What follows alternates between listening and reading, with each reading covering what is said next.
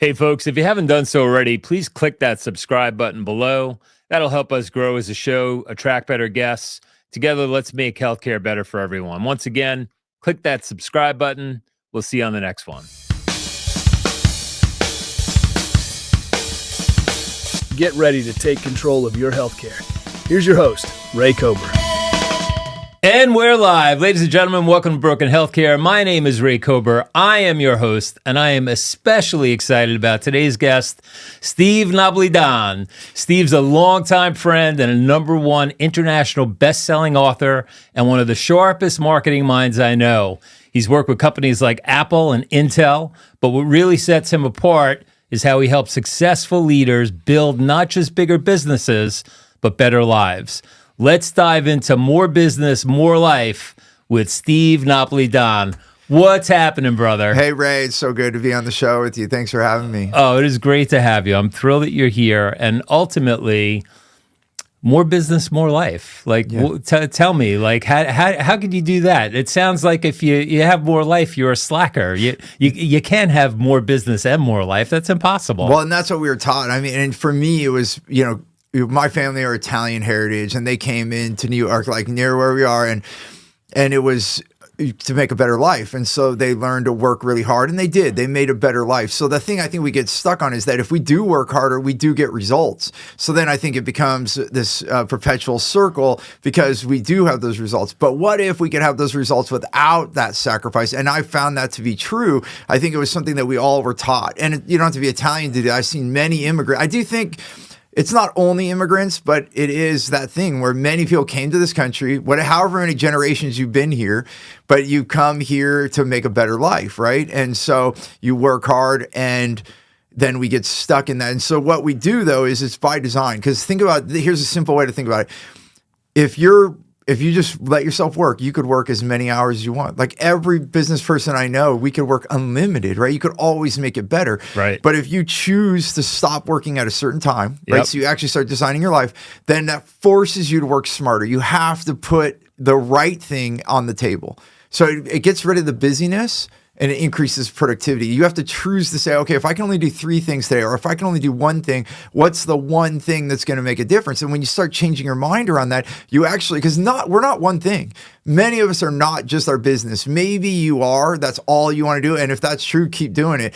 But if you have family, or you want to travel, or you want to, play music, or things that you've always wanted to do in your heart, and you're denying it because you're like, someday I'm going to do it, the someday most likely won't happen unless you plan it. So that's kind of what I'm saying is like, let's plan it and then reprogram our mind. So that's where my work is, teaching us to stop thinking the old way, that we just have to barrel through and we have to cut our right arm off to have what we want. Yeah, Does no that doubt. make sense? 100%. And it's funny because, so you and I go back quite a few years. Yeah. I think we met at one of the organizations that we were both part of. Yeah. C-Suite, Hero Club, and all of that good stuff. And so it's like a networking organization for business professionals, right, on steroids, if you will. Yeah. And so you always struck me as someone. Now, look, for anyone listening or anyone watching on YouTube, you go to these conferences and you're constantly being pitched and bombarded. And so, you learn to just kind of throw your guard up. Oh, here it comes. Yeah. I never felt that way with you. Honestly, like I did brace, like the first, time I heard you, I was like, here it comes. Yeah. The pitch is coming. Yeah. But honestly, and I'm not just saying that because you're here, I don't know, man. There's just something about your delivery that is just very natural, and it's good energy and it's good vibes, and I appreciate that. It's because you typically, if you're a serial entrepreneur like I am, you're always looking for knowledge. You're always looking to better yourself somehow, some way, and you have to be a little bit of discretionary when it comes to who you associate with and what rabbit hole you're going to go down next. And I haven't always made the best choices, I'll be honest with you.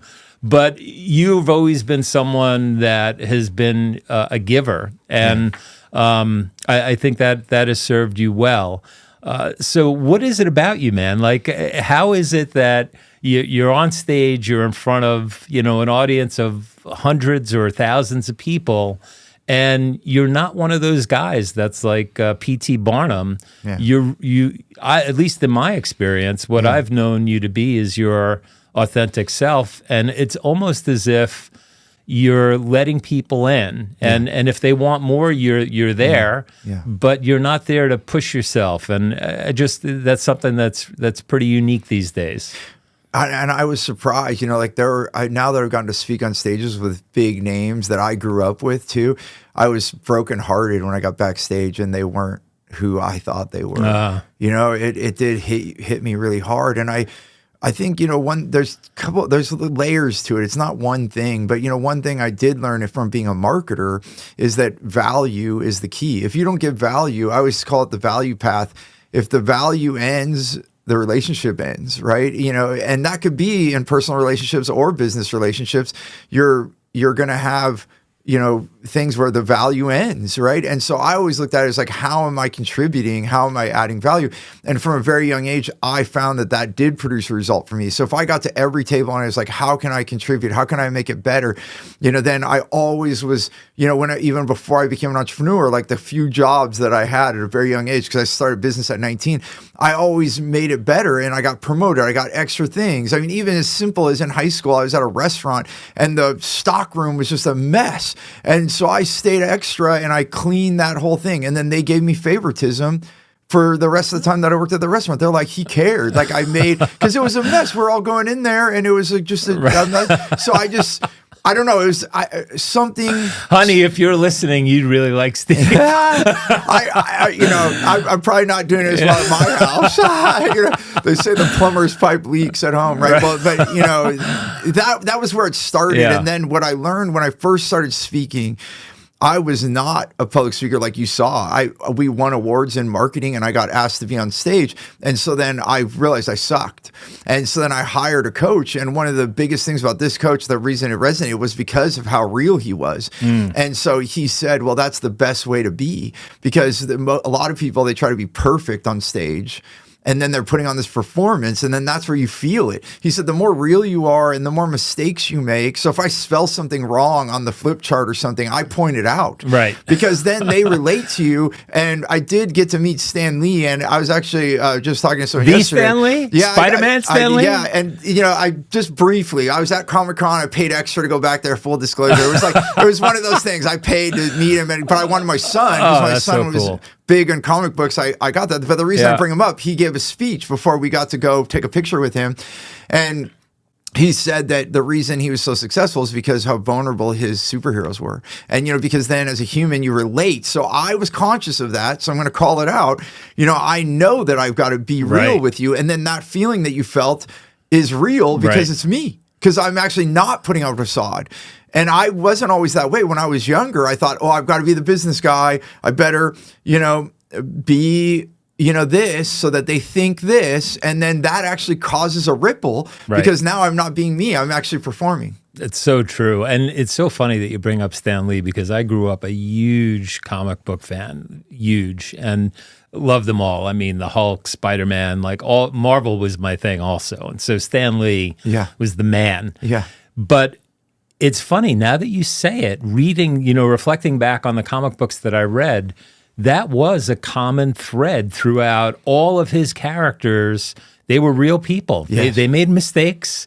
They owned up to their mistakes. They tried to do better. Most of the times they did do better.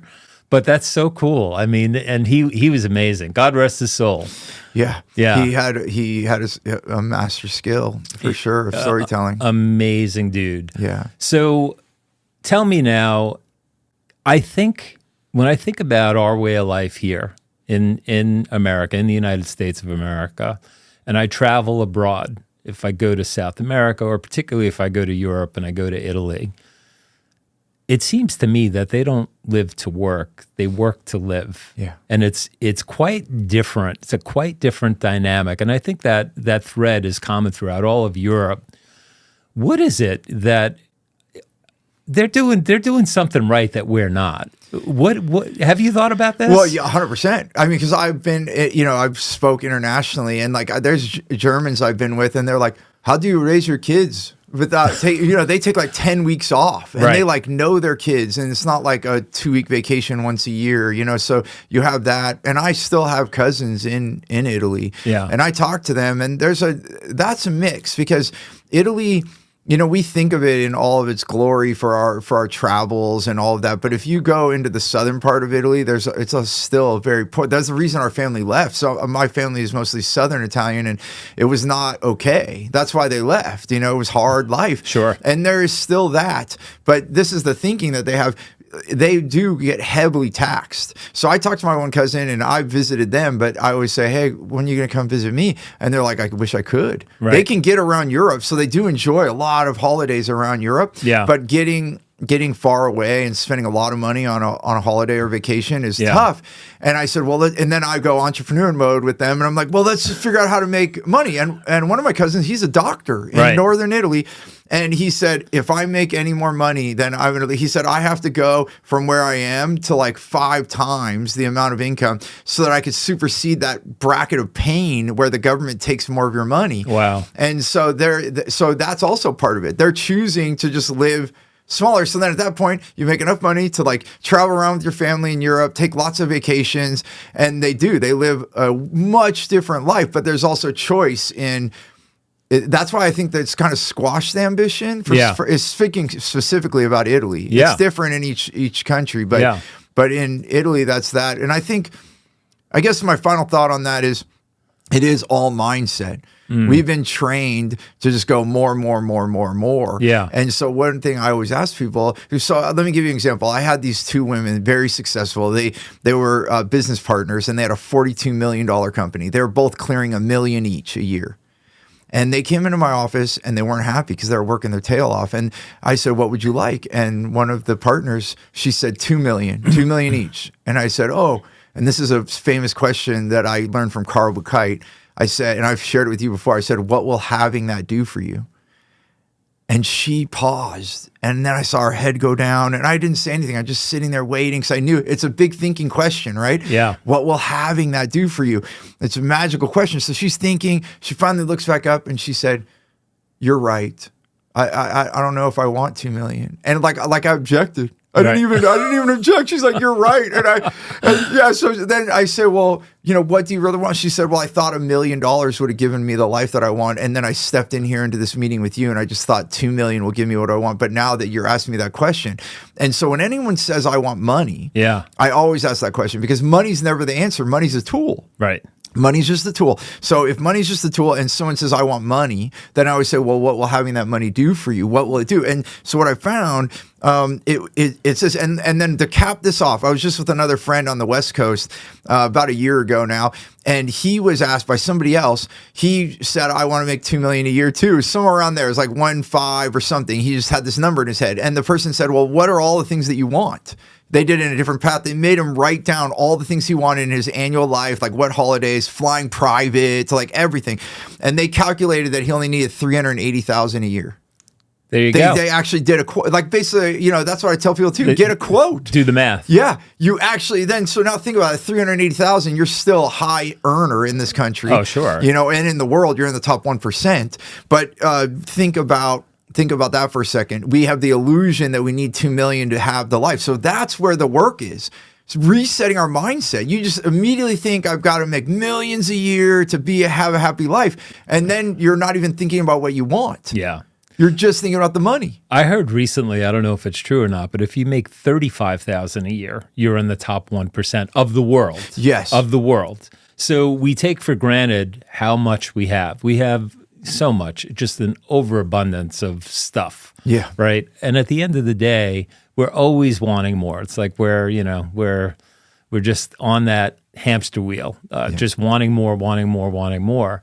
But that is a very powerful question, because when you slow the music down and you ask, what will having that do for you? That's the question, right? Yeah, that's it. You nailed it. That's it. What will having this do for you?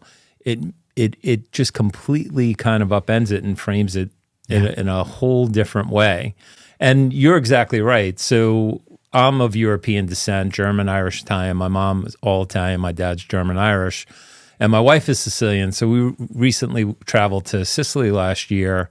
And, you know, she's got a ton of cousins and family there. And we were asking her cousin, who's a police officer, you know, how life is, et cetera, et cetera. And, you know, not a huge salary comparatively. I don't know what the range was, but I think it was under $70,000 a year. But he's got a wife. He's got 2 beautiful daughters. He's got a beautiful home. They vacation. Yeah. Life is good, you know, but it's I guess it's a matter of living within means. And also, I think that happiness is really more of a state of mind than the external. Yeah. And we tend to all focus on the external, right? Especially in America, in the U.S. It's always, and of course, this isn't everyone, right? But I think the predominant thought is, I got to have more. What do I got to do to have more? And I think part of it is also probably planning for the future and being afraid of not having enough when the time comes for retirement. And, you know, I think that's a big weight on a lot of people as well. And so I think it's you know, folks probably don't spend enough time thinking about exactly what you said. Like, what is that going to do what is having that going to do for me? And I think they should also think about, like, all right, what is the plan? We're not all going to live together. So how much is enough? Do you help folks with that question as well? Absolutely, because it's all by design. And so what we're talking about right now is not having a plan. So if we just go for more, right? It was just like that's going to solve everything, but actually it causes you all the grief. Yeah. Because you actually don't know exactly what have you really put down what you want, and how much is that going to cost, and are you going to be able to have the lifestyle that you want? And then you just know that it's enough instead of just grabbing for more and more. And also, I want to say it also helps not have the retirement mindset, because I think that's also part of the problem. We're thinking in, you know, early 1900s factory mindset. You're going to go punch the clock. You're going to work till your body can't work anymore, and then you go into this retirement. Which, if you look in the entirety of human existence, that was not the case. Like, if you look in the village mentality, you know, your elders were still active and they lived better, longer lives. And I think we actually are causing ourselves grief. I recently interviewed Alex Sujung Pang. He wrote the book Rest. He's a prolific writer. I think that's his 6th book. It's definitely worth picking up, called just Rest. Okay. And then the reason I bring it up is that he's showing that if you actually work the right amount, people are working into their 90s, but it's what is work. See, like, we think work, we have to go 40, 50 hours.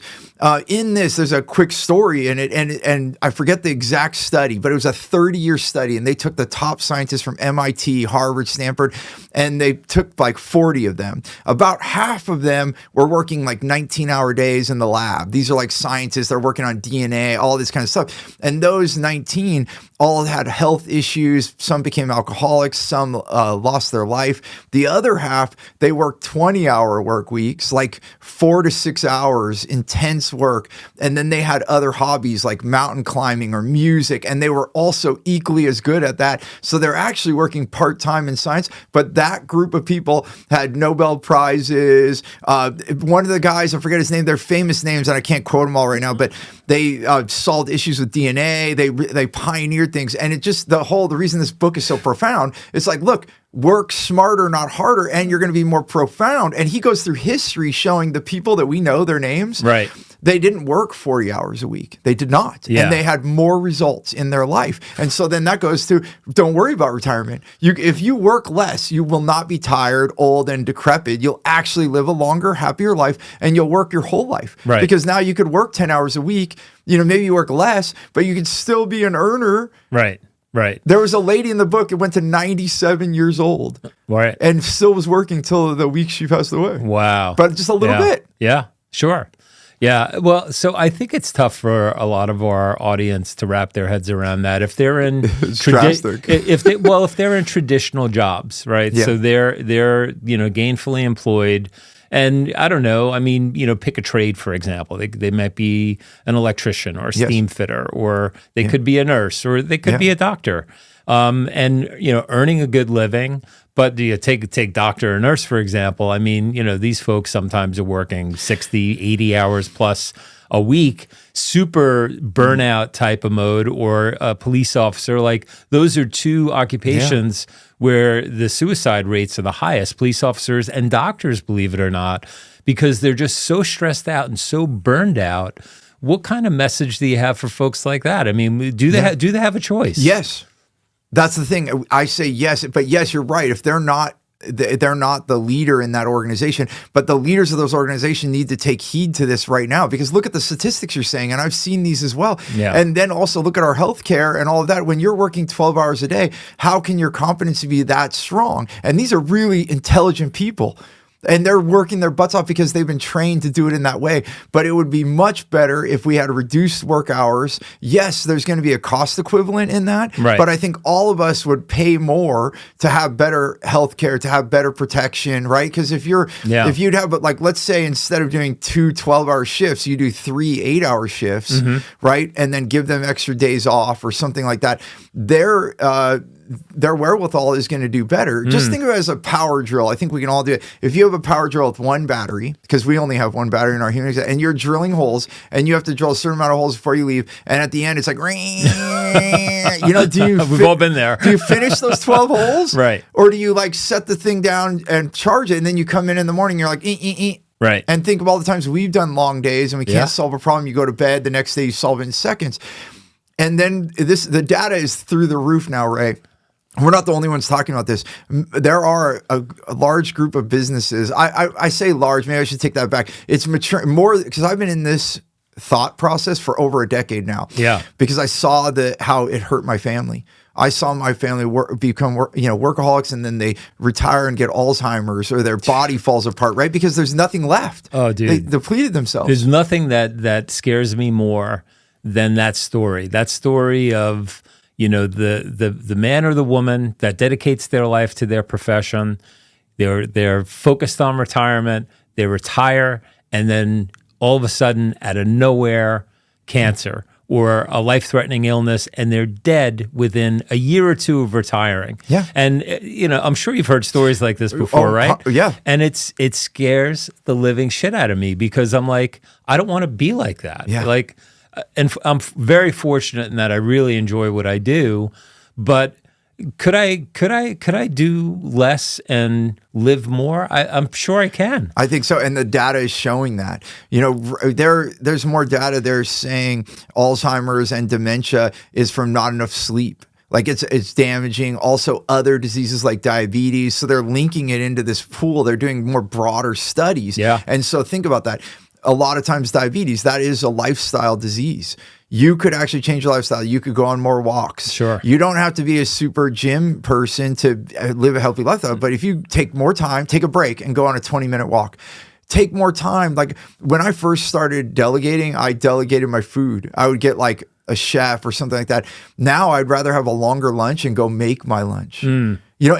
Food is food, but grandma's cooking. Remember we always said, oh, it tastes so good. And you have the same recipe, but it's not grandma, but it was the love. It was the attention. And so if I put that love into my food, so I'm saying yes to you, Ray. If you take more time to feed yourself right, to move your body more, to take more breaks, to sleep more, then you're going to live that longer life. You're not going to be one of those statistics. So that's the dilemma. Yeah. We've been taught, and this goes back to the United States for other parts of the world. Yep. And so we have enough data.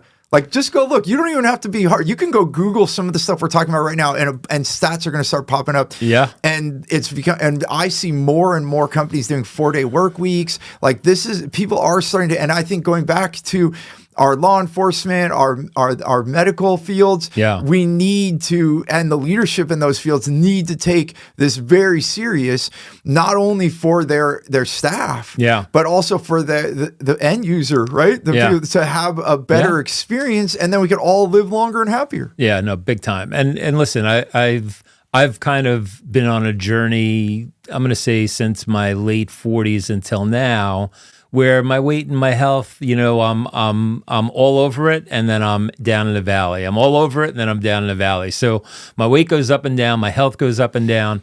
And since COVID, I've started drinking way too much, and I got to a place where I had a podcast interview with Anthony Masato, I believe, from Drexy, and I told him it was at a low point. I ballooned up to 250 pounds. I'm 5'9". I have no business. I carry more muscle mass than the average person. Yeah. I weight train.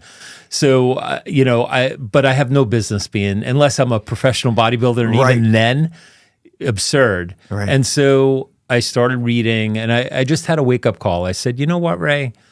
You got to do the work. Yeah. If you want to look a certain way and you want to feel a certain way, you got to do the work. There's no shortcuts. Yeah. I'm not taking Ozempic or, and listen, for folks that, really have kind of tried and they can't, I'm not saying that those drugs don't have any merit, particularly if you're suffering with diabetes.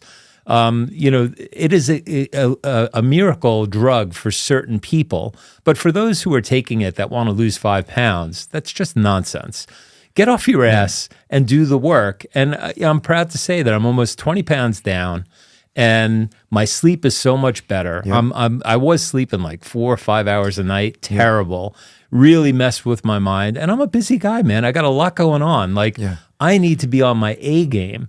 So, I cut that stuff out and hopefully, and I say hopefully because I'm not on a soapbox saying, this is who I am. Look at how, no, I'm saying, if I was a Bible character, I'd be Barabbas. I say it with all humility. Not that I'm a murderer, but I'm a sinner. I'm not perfect, right? No. And I could fall back into that like that. I know I can, but I hope that I'm on a road, and I feel like I'm on a road to better health, and that's just going to make me feel better. It's going to make my relationships better.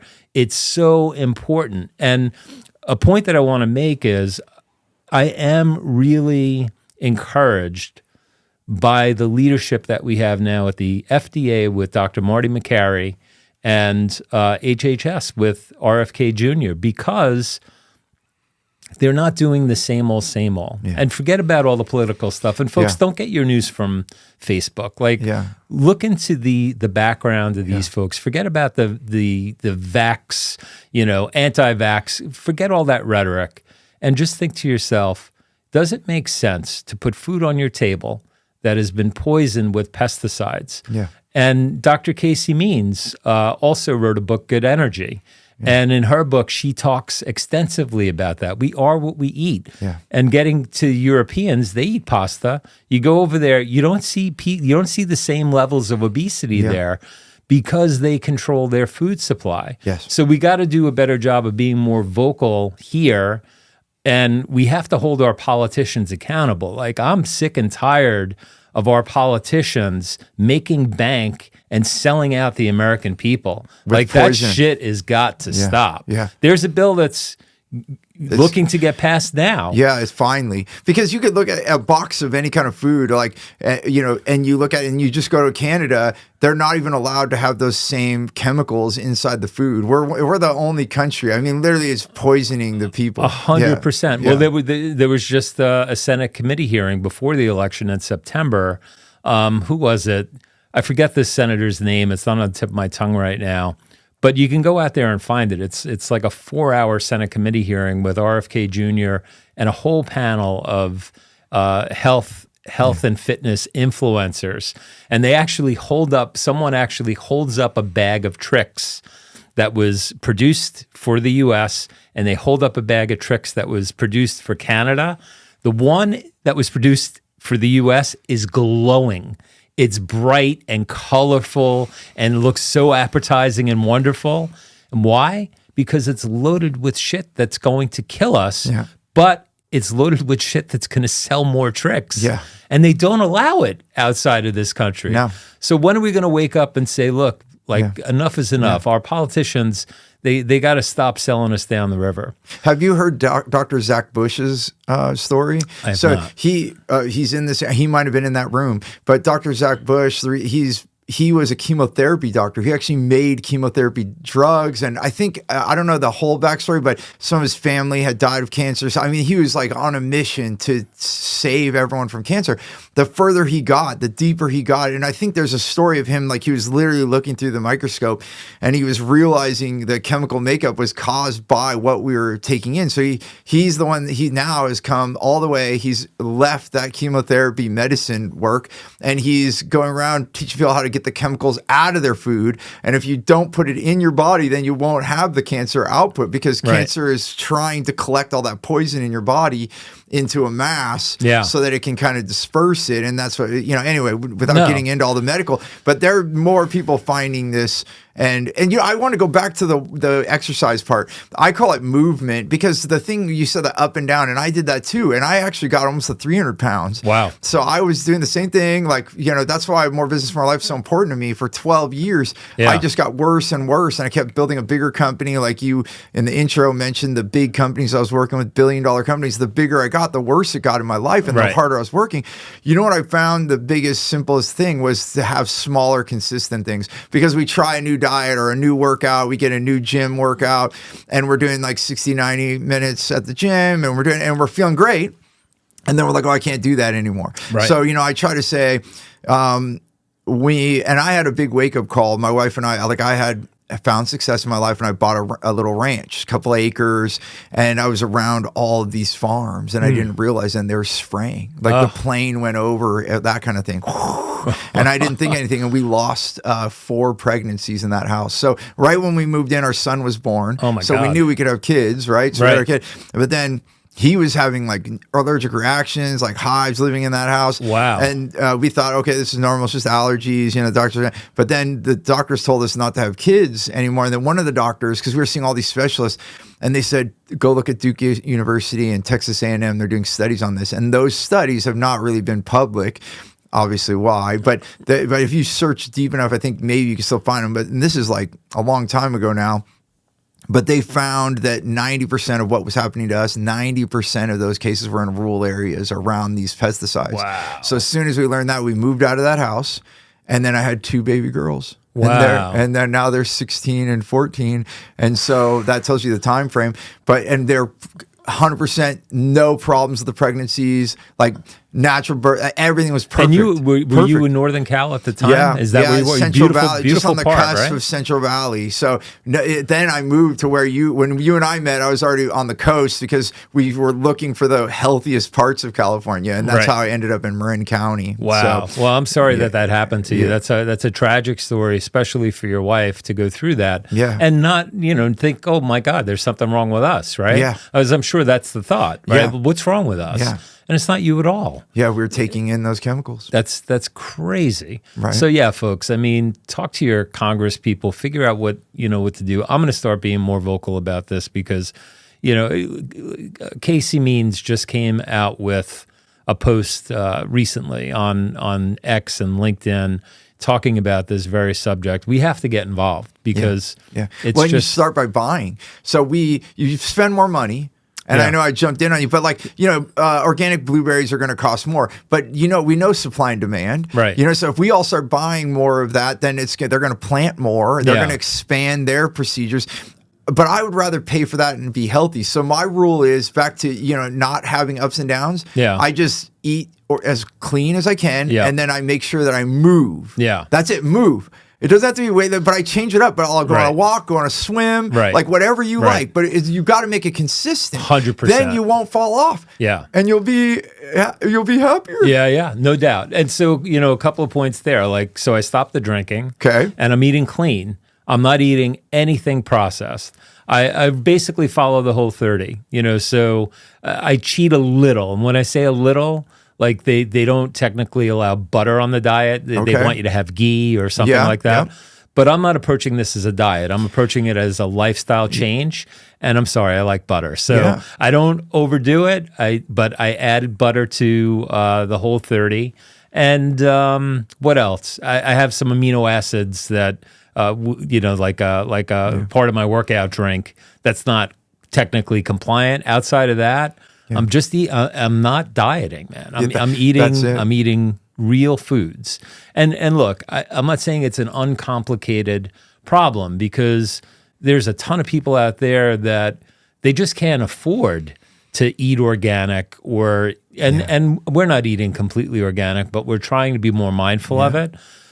And there is a cost involved. Yes. But forget about that. If we have geniuses like Elon Musk that is going to colonize Mars, we could figure out the food supply issue. We could figure out a way to not use these chemicals and make it affordable for everyone, certainly here in America.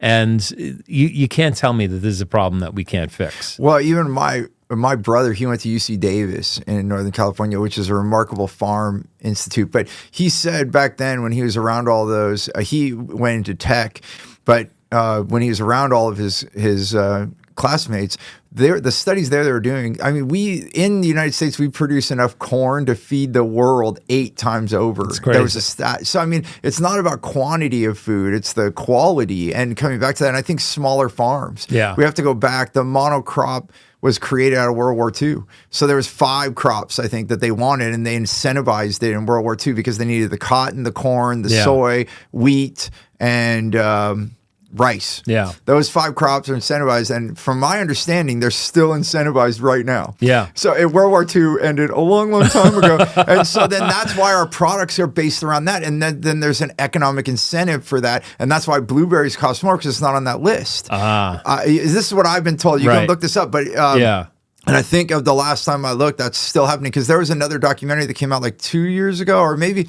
it's 4 now. Like everything since COVID has been like a blur on time for me, 2020. But basically, they had done a documentary and they went to go ask for some of that money to feed homeless people, because there's still incentives from the government that goes to those farmers to have incentivized crops, so they get a higher price for yield, basically, if that makes sense. No, 100%. So and that's what causes this packaged food and all those things. So I think that's an easy place to look. We're talking about solving the problem. Look right there, the money, and then we can influence more farmers to have organic broccoli. It's totally possible. Agriculture is a huge economy within our economy, and so we don't want to hurt our farmers. Like they shouldn't suffer if we make a change and say you can't spray your crops anymore, right? So there should be a way that the government can intervene and subsidize them or help them, so that they're making the same money with less product output. Because let's face it, it's gonna come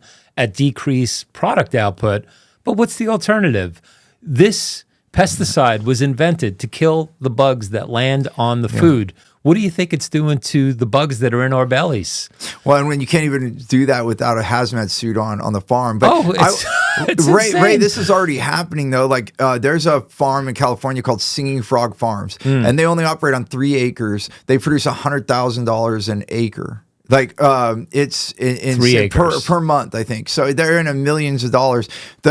And they put their stuff public. So I haven't looked at their newest year, but if you go to Singing Frog Farms, they were putting their stuff public. The reason they're putting it public, they taught like 40 or 50 other farms how to do this, but it's a polycrop. Yeah. So that they're not stuck. So what happens with a monocrop, let's say you just have corn or wheat, and then that crop goes sour, you lose everything.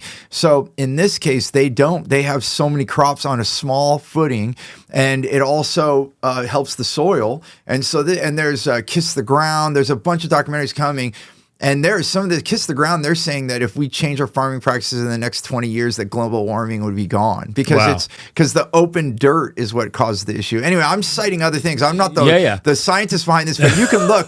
Kiss the Ground, Singing Frog Farms. These farmers are already doing it. And what I like about it now, Rick, is years ago I started getting into this when we lost those babies. And so this is back in like 05, somewhere around there, when I started realizing this.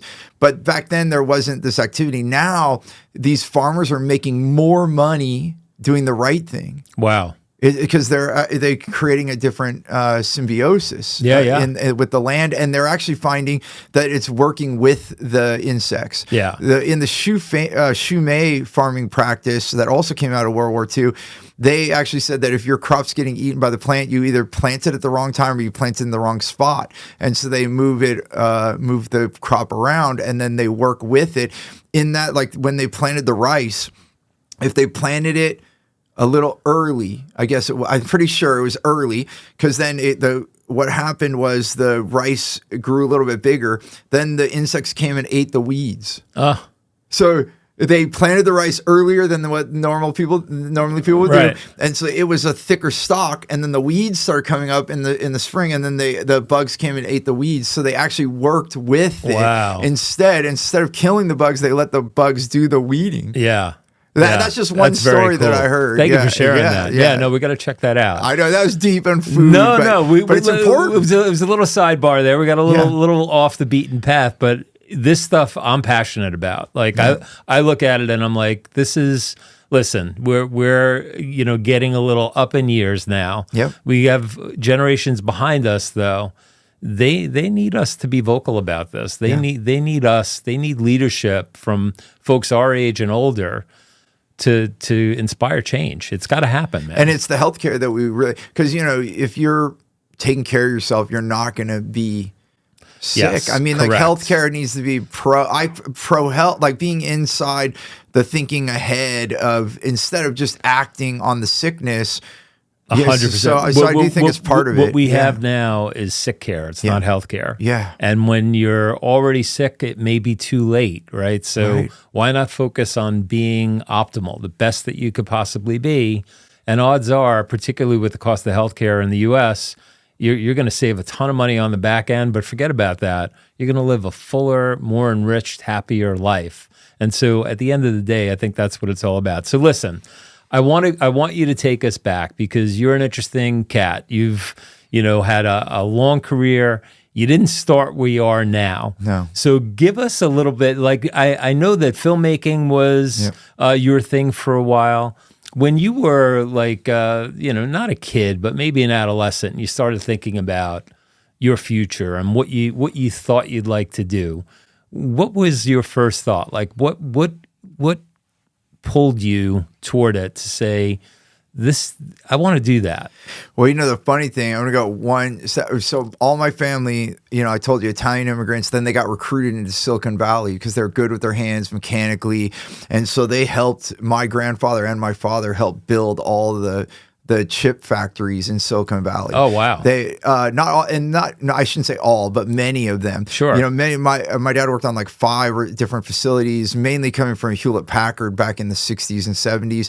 And so I thought I was going to be an engineer. So were they general contractors? Were they running businesses, or were they laborers? They worked for Hewlett Packard. Like at one point we were on the Hewlett Packard magazine, even us grandkids, because my grandfather, and then he had 7 kids. They all worked there, and then even my mom's sister and brother also worked for Hewlett Packard. At one point, I had 10 aunts and uncles at Hewlett Packard. Oh, wow. So we were like at one point, we were the biggest family at Hewlett Packard, and that's why they put us on the cover of their magazine. Wow. Yeah. And then I went into filmmaking and I bought an Apple because you couldn't edit on an HP, and then they were like, I was dead. They were going to kill me.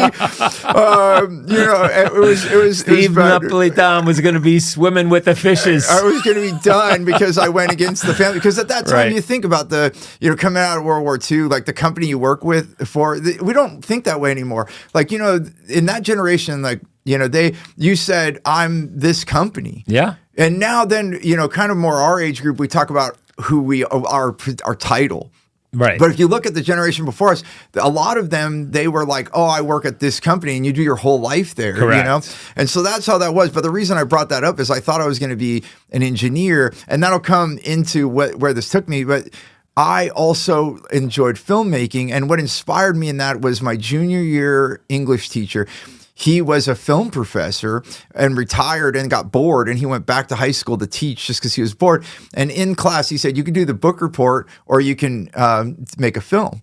And I was a terrible student. I hated sitting in class. I did not anything I can get out of doing a book report. Yeah. So I'm like, yes, I'll do a film. Like, I checked out the camera. I went to do that. Little did I know it's more work to make a movie than it is to write a report. I didn't know that at that time, but it seemed fun. It didn't seem like work. Yeah, it was with my hands, and I made a short film, and then everyone at school liked it. And then that teacher, he left my senior year and left all the equipment. And so I went to the principal and I said, hey, and I had elective space and I could take like a retail class or something else. I told the principal, I said, hey, I'll make any video you want. Just let me have my own video class. So there was no teacher. So I negotiated to have my thing. And so I made all the assembly videos. Oh, wow. And it still didn't click. It was the week before graduation. One of my friends comes in and I'm in my edit suite and I'm still going to school to be an engineer. I had all my college planned. I was going to go and be an engineer, just like my family. Okay. And I'm sitting there and he goes, or he's showing me his college stuff and he's like going to school for photography. And I'm like, what?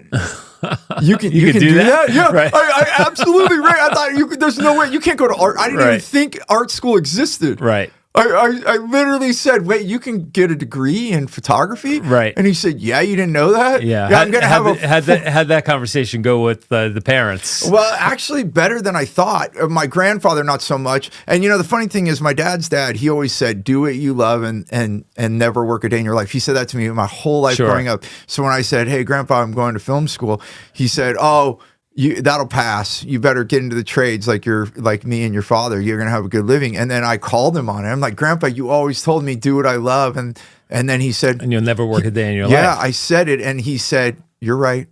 Go do it. Go try. He said, the worst you can do, you can try. And if it doesn't work, you can always come back. You're good. But the reason I bring up the engineering in that way is the two part, because it was against the family. And I think a lot of us fall into our career based on outside circumstances.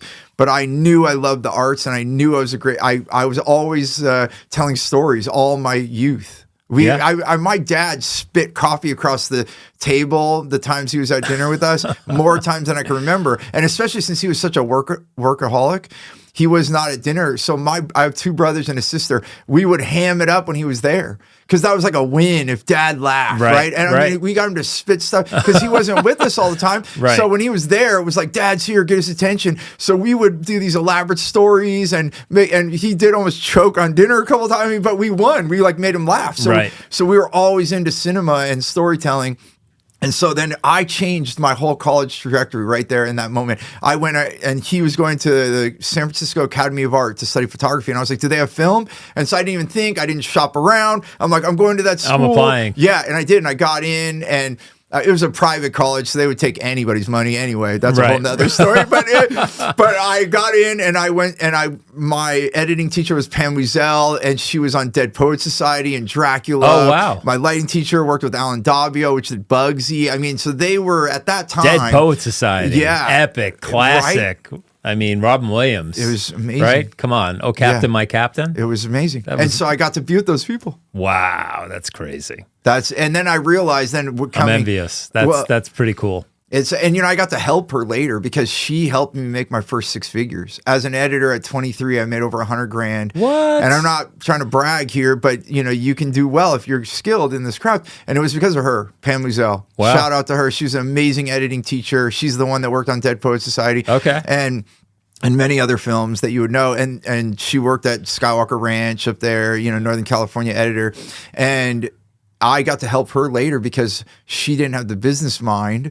And so I quickly realized, this is what got me into business. I quickly realized this isn't show play. This is show business. Oh, yeah. So I had to learn marketing, and that's how people started asking me to do commercials, and that's how the marketing agency came about, and that's how my speaking came about, because I was just good at telling stories. And what's marketing? It's telling stories. Absolutely. And so I got to help her get one of her films on PBS and bring the producer mindset. And so are you mid-20s, late 20s now? Where are you? At this point, when I helped her, that was later. That was in my 40s. Oh, okay. So by the time I got to circle back and help my mentor, Yeah, I had a career by then. Yeah. Got it. So, but from 19 years old to 31, so 12 years, I had produced 2 feature films, sold the TV show to MTV, at the same time building a marketing firm doing 30-second commercials. So in the anything anyone would have seen, or well, remember? The biggest one that we won an award with was called Stolen NASCAR, and you can still look it up, Tax Brain, if you put the brand name, and they it was a family-run tax business, but software. They had good money. They were doing about $10 million a year. Okay. And the dad who started the company, he loved NASCAR, so he spent all their marketing budget on a Western late model NASCAR. And if anybody's real NASCAR, they know that's minor league. Yeah. So it wasn't getting the camera on the thing, and so they came to me. They're like, Steve, how do we fix this? And I'm like, oh, what do I do with this darn NASCAR? Because we weren't going to get it on TV. And so I was like, oh, let's steal the NASCAR. So we stole the NASCAR in front of a live audience. And at the Altamont Raceway, which is the famous one for when a Hell's Angels stabbed someone at a Rolling Stone concert. So it was a famous, and so I got the racetrack in on it because I was like, no one knows you anymore, Altamont Raceway. Like it's an old story. So they had a race there, and so I did it. We did a Lifetime Achievement Award because the family that they sponsored was a third generation NASCAR family. And so I needed them to be in the winner's circle. So a fan sneaks out with the trophy girls while they're giving this Lifetime Achievement Award. The funny thing is Justin Philpott, the third generation NASCAR, he was 16 and he won that race because we were so excited that we were filming this and no one knew, only like 3 people. The whole thing's a hoax. I have all the television cameras on this. And he gets behind the trophy girls, gets in the car and takes off. And like starts doing donuts and everything, gets smashed in by security, and oh no, yeah, and and my brother was the guy that stole the car because I had to have someone on the inside.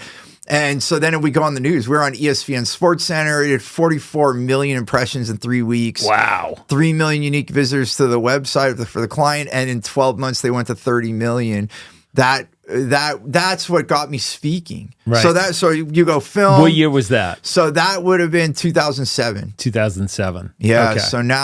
So 2007 was so there's film. Then I went deep into marketing, started winning all these awards, and that award got me a speaking gig in Las Vegas. So in 2007, I was speaking. So wait, the NASCAR thing, you lost me a little bit. Yeah. Was it staged or was it real? Oh, we staged that part, but only the head of security knew. So even when the truck was there, we had actors go up to the security truck right minutes before, like 15 minutes before, and say, "Get out of the truck, call your boss." And then the security ended up staying and they got in on it. So my brother has a scar on his back. What? He got tackled in the gravel. Like they went full on. They went full on. Because they said, well, can we be in on it, the security? And they're like, and we want it to be as real as possible. And so they they zip tied his hands behind his back. That's some jackass stuff. Yeah. I mean, did your brother think he was Steve-O? Well, he wanted to be. Yeah, Right. because I was the filmmaker, my brother was always the actor. Right. So okay. he was on. Yeah, he got a bit part on Jarheads, and he did some what they call a featured extra. He speaking lines on General Hospital back when he was doing it. So he did get Luke and Laura. Yeah, he got a few things, but that was one of the biggest thing. And he had to actually hide for like a week because we didn't tell anyone for a week. So everyone's calling my client, they're calling my brother, they're like trying to get the story. And that's when I also learned how crazy the news is because we didn't answer our phones. Yeah. They just started making it up. They made up who my brother was, what jail he was in. Come on. And he wasn't in those jails. Really? They just, that was on. They were just spewing bullshit. Yeah. I mean, not to comment, but like one of the big 3 came out with craziness first, and then they all just started going. Spiraling out. Yeah. Wow, that's nuts. Yeah. This episode of Broken Healthcare Podcast is brought to you by Benefixa Healthcare Consultants. Visit Benefixa.com to learn what's possible.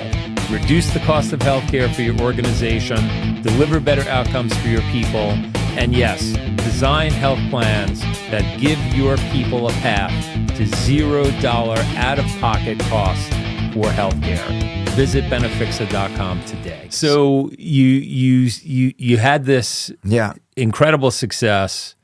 This idea of yours took off. Yeah. It blew up. Yep. Millions of impressions. And was that kind of the beginning of like when did that piece of your career peak? That probably was the peak on the marketing side as an agency. Because here's the turning point story, and it's a short one. After that speech, so I got asked to speak in Las Vegas. Yeah. Like, how the heck did you do this? Yeah. Right? And I shared it. So this comes back to the vulnerability to the beginning of our thing. I shared exactly how I made the campaign. And I remember walking up the stage and one of the marketer guys that I respected, he said, "You're an idiot." And I said, "What?" He said, "You just told everyone how you did that." Mm-hmm. And I said, "Yeah, so?" And he said, "Well, now they're going to go do the same thing you do." I said, "If they can, in 90 minutes of me talking, they can figure this out, then I should hire them." Right? I mean, if they're that good. But what changed my life was 6 months later, a woman comes up to me at another event and she's crying, like full on bawling, like water down her cheeks. Really? I don't know her. She hugs me. She comes right up, beelines to me, hugs me. I'm like, "Hello?"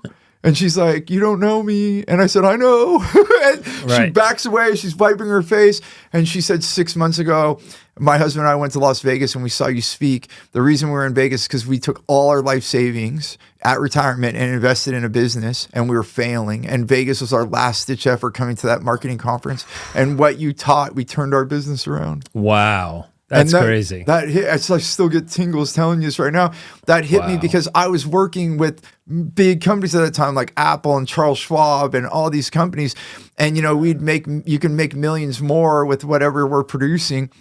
But here I made an impact on a person's life. Yeah. I had never experienced that in the boardroom at these billion-dollar companies, you know, and so that I was like, whoa, what I know could change people's lives. And that's what got my quest onto becoming a speaker and teacher. Huh.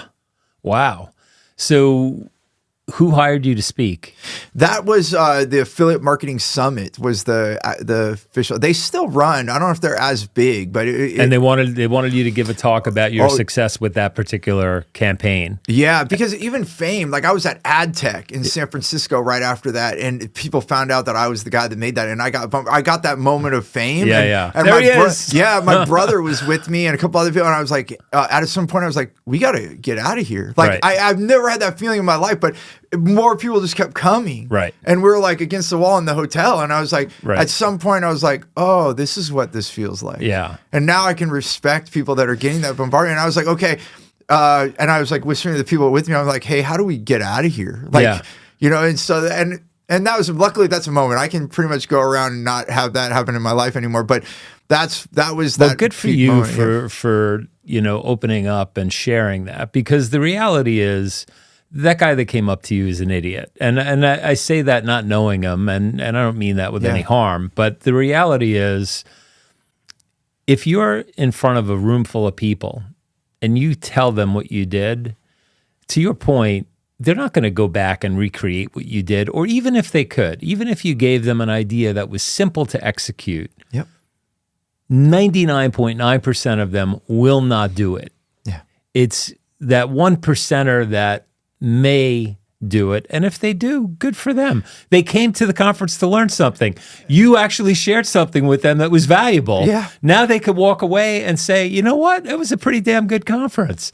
But I think people hold stuff too tightly and too close to the vest. You know, it's kind of scarcity. That fear motivation. Yeah. Yeah. And then that we're in a zero sum.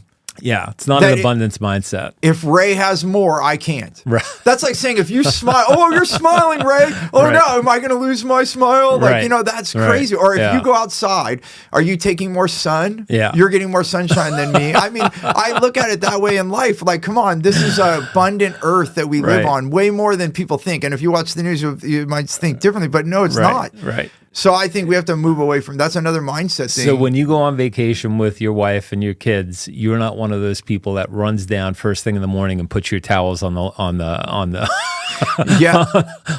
the chase lounges. Oh my gosh. Yeah. I mean, there are times, you know, like I'm traveling with a videographer, Kyle Travis, and we were coming to New York City, coming here to see you. And so, and I was like, okay, turn your Parkma on. And he's like, what's that? I'm like, it's karma mixed with parking, so we could get our spot. But somehow I just call it in. Like, so, and we wanted to stop at Whole Foods because I wanted to get a certain kind of water. Yeah. And so I went and we parked right outside. Well, wait, tell us about that water. Okay. So go ahead. So Steve brought us special water today. Thank you for that. Yeah. But there's a story behind that. What's the story with the water? And you're not getting any compensation, by the way. Yeah, no, I'm not. You're not affiliated with this company at all. No, they know. I did meet one of the marketing people just recently, but that's it. I just met them. So and I just told them my story. So because of losing those kids, we started watching everything, and one of the things that was affected was we were on I told you, our ranch, so our well water was being poisoned from all that spray. And so water became a big deal because I started talking to a lot of health people,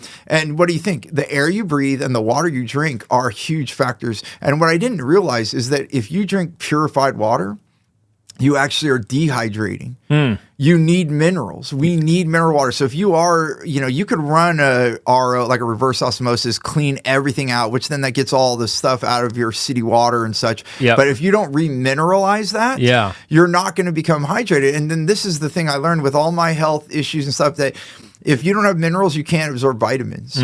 Minerals are the precursor. So Mountain Valley spring water is my favorite one. It's one of the best. And yeah, I got here it is, bottles. Folks. Yep. And there's I didn't know this when I started drinking this, but presidents have been prescribed this. Wow.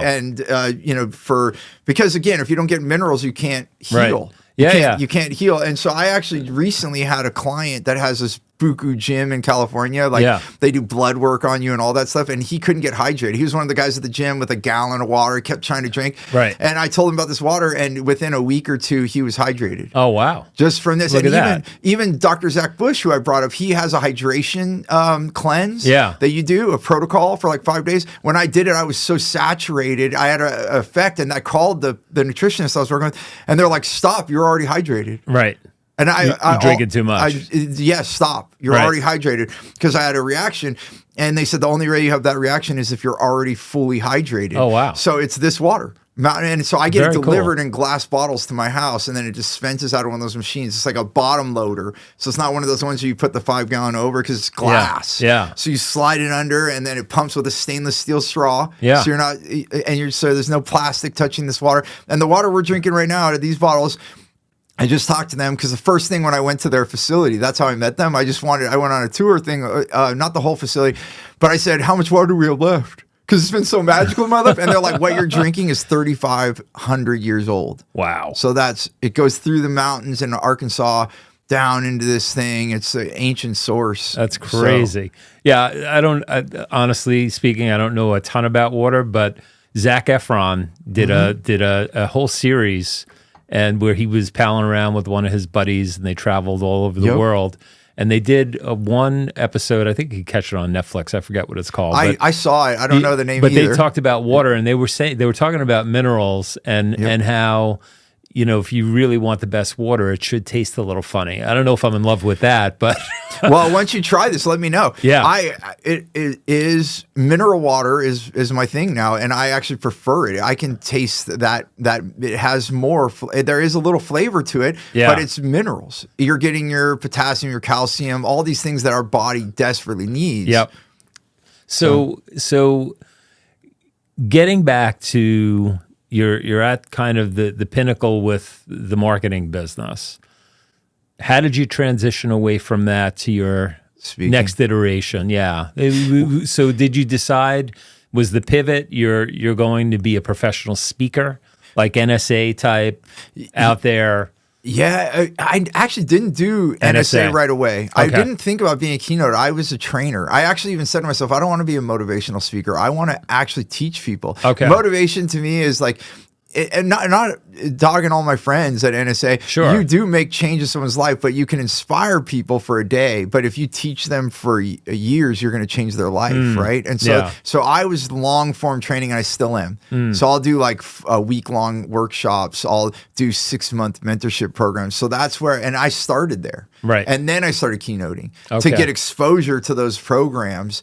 So I did it backwards. I know, even when I went to the NSA, they're like, what, you did what? Like everyone does it the opposite way. They go keynote, and then they start building their workshops. So I was kind of, and it was because of the change. So the thing that pivoted that change, coming back to, and I was also at my worst shape. Remember when I told you I was 280 pounds? That was the moment. Wow. So right at that point when I'm working with all these billion-dollar companies, and I'm doing all these things, and I'm feeling like, what am I doing? I went so far from filmmaking to doing all this corporate work. I'm now 280 pounds. I'm having heart palpitations. I'm not feeling good about myself. Right. And I felt like I did all that, Ray, because I didn't want to be like my dad.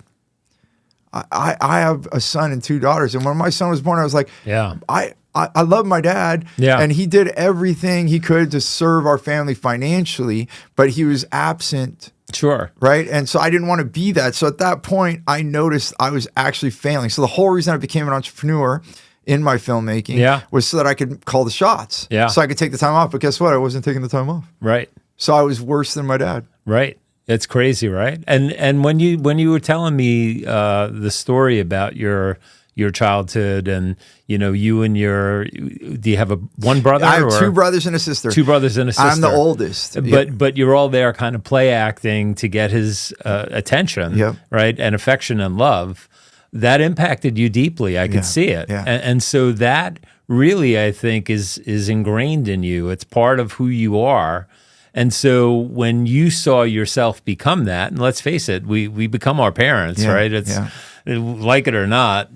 Some people may argue, but I would say, well, odds are you probably are carrying a piece.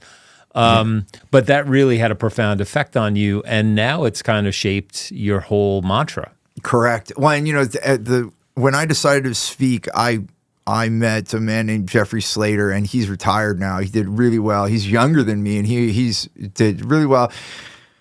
But he was studied in psychology and in business, and I was at my worst spot, and I got invited to one of his workshops. And it was a 3-day thing. Oh, wait, your career didn't take off and go up in a straight line? It was 100% straight, yeah. No, I mean, like in that worst moment, right. and even this goes back to the family thing. I'm like, it's a weekend workshop, and I'm like, great, now I'm going to miss more time with my family. And the real honesty is I would have probably went into the office during that weekend. But I'm sitting there, and I saw this man, and I'm like, oh, he knows something I don't know because he's like living the life. And then right when I engaged to work with him, and right away he said, you have daddy issues. And that's causing all your issues. So then I learned about family systemic patterns, which are bringing up. And so you're right, like 99% of our stuff comes. And so Bert Hellinger is the guy and Virginia Satir, they made this work famous before our generation. And basically, Bert Hellinger says it the best way. His famous quote is, in a family of thieves, the one who does not steal is guilty. Because we want to belong. So in a family of workaholics, the one who's not a workaholic is guilty. Right. So we all have our badge of honor. If you at a Napolitan reunion, like everyone has their badges of like who worked the most, right. And one of my aunts would be like, I fell asleep at my desk, and when everyone came back to work the next day, no one noticed I was in the same outfit, they worked the whole, I mean, like there's stories like that in my family. And I was, even if I subconsciously, we want to belong so much, we will self-sabotage so that we can be our family. So if I took that away, the reason we don't do it subconsciously is because then we don't belong any longer. Right. And this is even goes, and that's why he brought up thieves. He was also not kidding. If you are in a family that has had murder or robbing, there are people that are incarcerated right now, and they did it not to be a mean person. They just wanted to belong in their family. My dad went to prison, so if I don't go, then I'm like not telling my dad I love you. It's that pack mentality. Yeah. It's you gotta be one of the pack. Yeah. But we never wake up and say that. No. It's not frontal lobe stuff. This is the back of the brain. Oh yeah. This is the old parts. Well, and I think it caught you off guard. You didn't plan on being the person that your dad was. I mean, you love and adore your dad, but that you recognize that pattern was not healthy. It's not who you want it to be, right? Because let's face it, our parents are people too. Yep. They don't always make the best choices. Yep. Sometimes, listen, folks that are listening, you feel trapped sometimes. Like, I don't have any choice. I have to do this. Like, how am I going to pay the bills? How am I going to put food on the table? Yeah. But there's always a way. There is, and that's why you got to ask other people. And I was afraid too. That was another thing. I didn't want to ask anyone because I don't want to be vulnerable. Yeah. So getting that coach was the most vulnerable moment of my life because I actually looked him in the eye and said, I'm a loser. At the outside, I'm doing all these $1 million campaigns and all these things, but I was overweight, getting sick, not being a good dad, and everything that I looked at success, I was failing. And this is a capping story. My father never attended any of our sporting events or anything until later in life. I did play hockey a little bit in my 20s. Yeah. And he did show up at a few of those later in life. But all growing up, he didn't play ball, none of those things. And then when my son was playing baseball, we had the oddest thing happen. We're getting in the car after practice. And, he's done practicing, get in the car, and my wife and I are in there, and his sisters are in the car too. And he said, Dad, is it weird that mom and you watch me at practice? And I said, what do you mean, son? He said, well, none of the other parents are there at practice, and then right away it flashed in my mind, we're the only ones in the bleachers watching him at practice. So not only did I go all the other way, I was not only at every game, I was at every practice. You were at the practices also. Yeah, I took him and we sat there and I said, well, is it weird for you? Right. And he said, no, I like it. But some of the other kids said, why are your parents here? Yeah. And, you know, because even they're watching, like, why are your parents here? Right. And so we were there, and I said, well, if it's okay with you, I'd like to keep watching you. And he said, yeah, Dad, it's okay. You can watch me. Very cool. And then I got like emotional. Even right now, I'm a little emotional telling you that because that's huge. I was able to give that to my son, but I had to change myself. Yeah. Yeah. And that's the scary part. Yeah. Because we are creatures of habit, and we take our family's habits. Yep. And then we just keep doing that thing. And so it is scary. Yeah. To stop. I did have the moments where I'm like, I'm going to close my laptop and I'm going to go. Yeah. And am I going to make enough money? Am I going to do it? And you know, the craziest thing is I make more money now. Yeah. Because what it did is it forced me to do the right thing at work. So many of us will pull up to our desk and work so many hours. Yeah. And we do a lot of stuff that we should be eliminating, delegating, or automating, which is the thing I always say.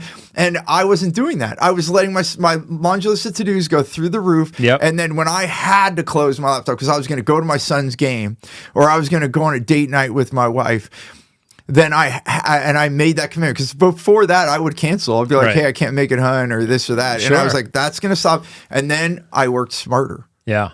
And I shocked myself. Yeah. I thought, okay, I'm going to do this. I have to do this. My kids are going to grow up and they're going to be adults and I'm going to miss this window. So my first decision was to lose money. I did think that. I thought, okay, it's okay. Right. It's okay to make less money, but I'm not going to have this window with my kids ever again. Yeah. So it's okay to make less money. So I'm not saying I didn't have those thoughts. How old are you at the time? This is getting into the early 30s. So I met that man at the same time that all that stolen NASCAR thing happened. Yeah. Like that changed my whole life. I think I met him when I was 31 as well. So this is by like 32, 33. And with your kid at the hockey practice? Well, we did, that would have been, I might have just turned 40. Okay. Yeah. And even then, so I'm 58 and looking back, there are a lot of things that I would do differently knowing now what, if I had known then what I know now. Yeah. And I think there's a certain level of maturity that I see that you exhibited even at the age of 40, because at 40, you're still a baby. You're still. I felt like you're young. I mean, relatively speaking, midlife, sure, you could say that, but you're still relatively young. And I think it's very easy to make, I don't want to say selfish decisions. I think that's a poor choice of words, but to not think about the consequences of your actions. And in terms of, I'm never going to, this point in time, when my son, my daughter is this age, will never happen again. Yeah. And how precious that is. And I know that I took that for granted. There was times that I couldn't be there because of work, but there were times that I could have been there and I wasn't. I wasn't an absentee dad. Yeah. Don't get the wrong idea. I was there for all the games, many of the games, most of that stuff. Awesome. But had I had the knowledge then that I do now, I wouldn't have missed the thing because it's just. It's a blip. Now that we're older, it's like, oh my gosh, You can't get that back. So tell me, you had a life-changing experience. Yes. And when we first met, clean shaven, Yep. you're still nothing's going to change that. Thank you. You're a handsome man, but completely different. And I hadn't seen you for a few years. And then I was on a Zoom call. And it was a webinar, and you were one of the guests on the webinar.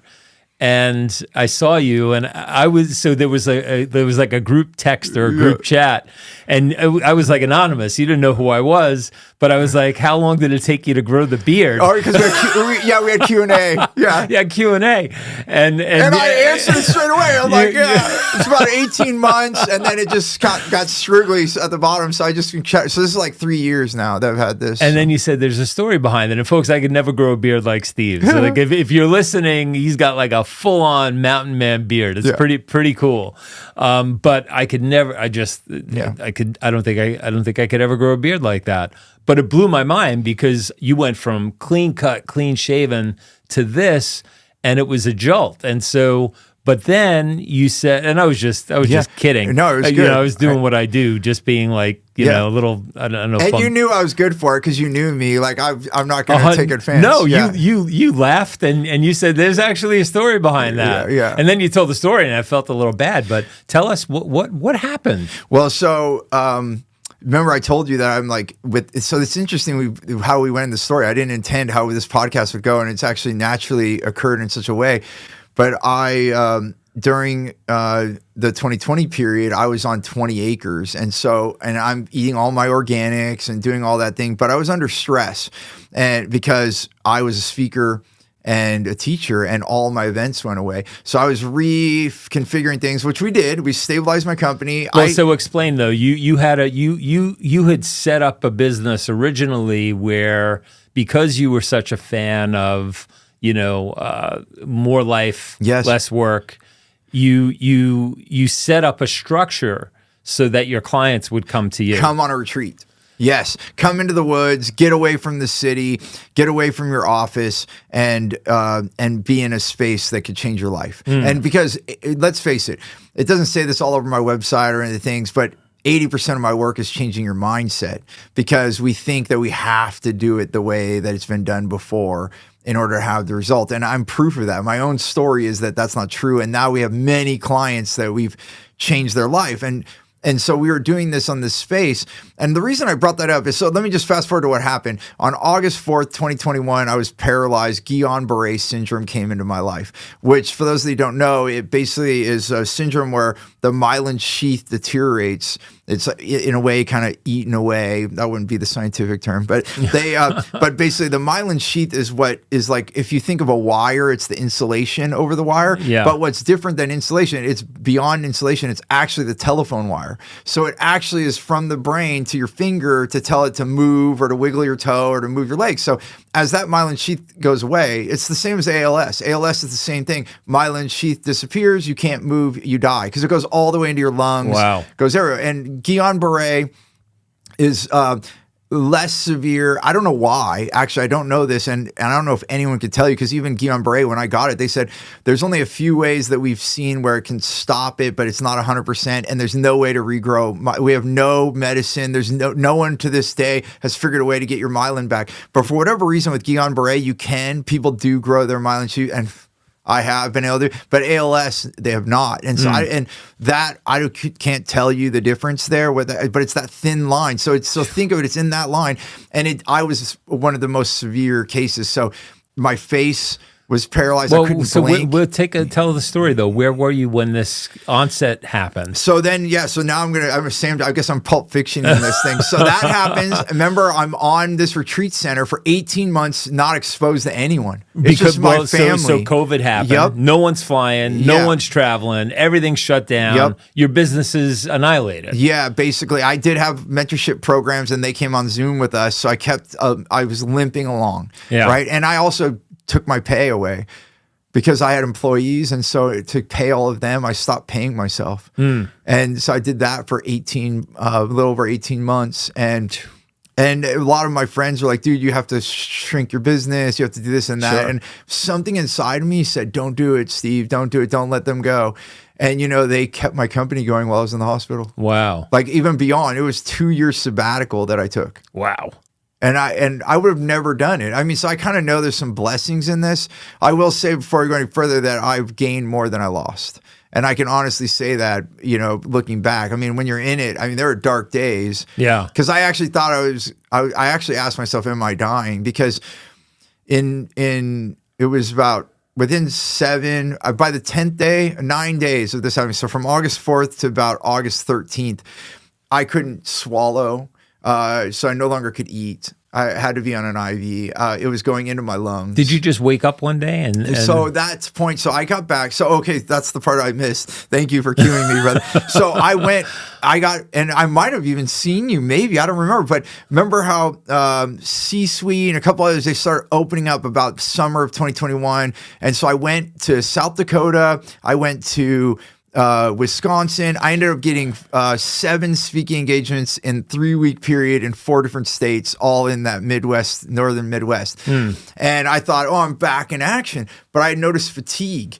And I don't know what happened. And even to this day, like they tested me like 7 times for COVID. I didn't have COVID. I might have had some virus. So usually Guillain-Barré is sparked by a virus. Vaccines, they've known it from flu vaccines. People did get it from the COVID vaccines.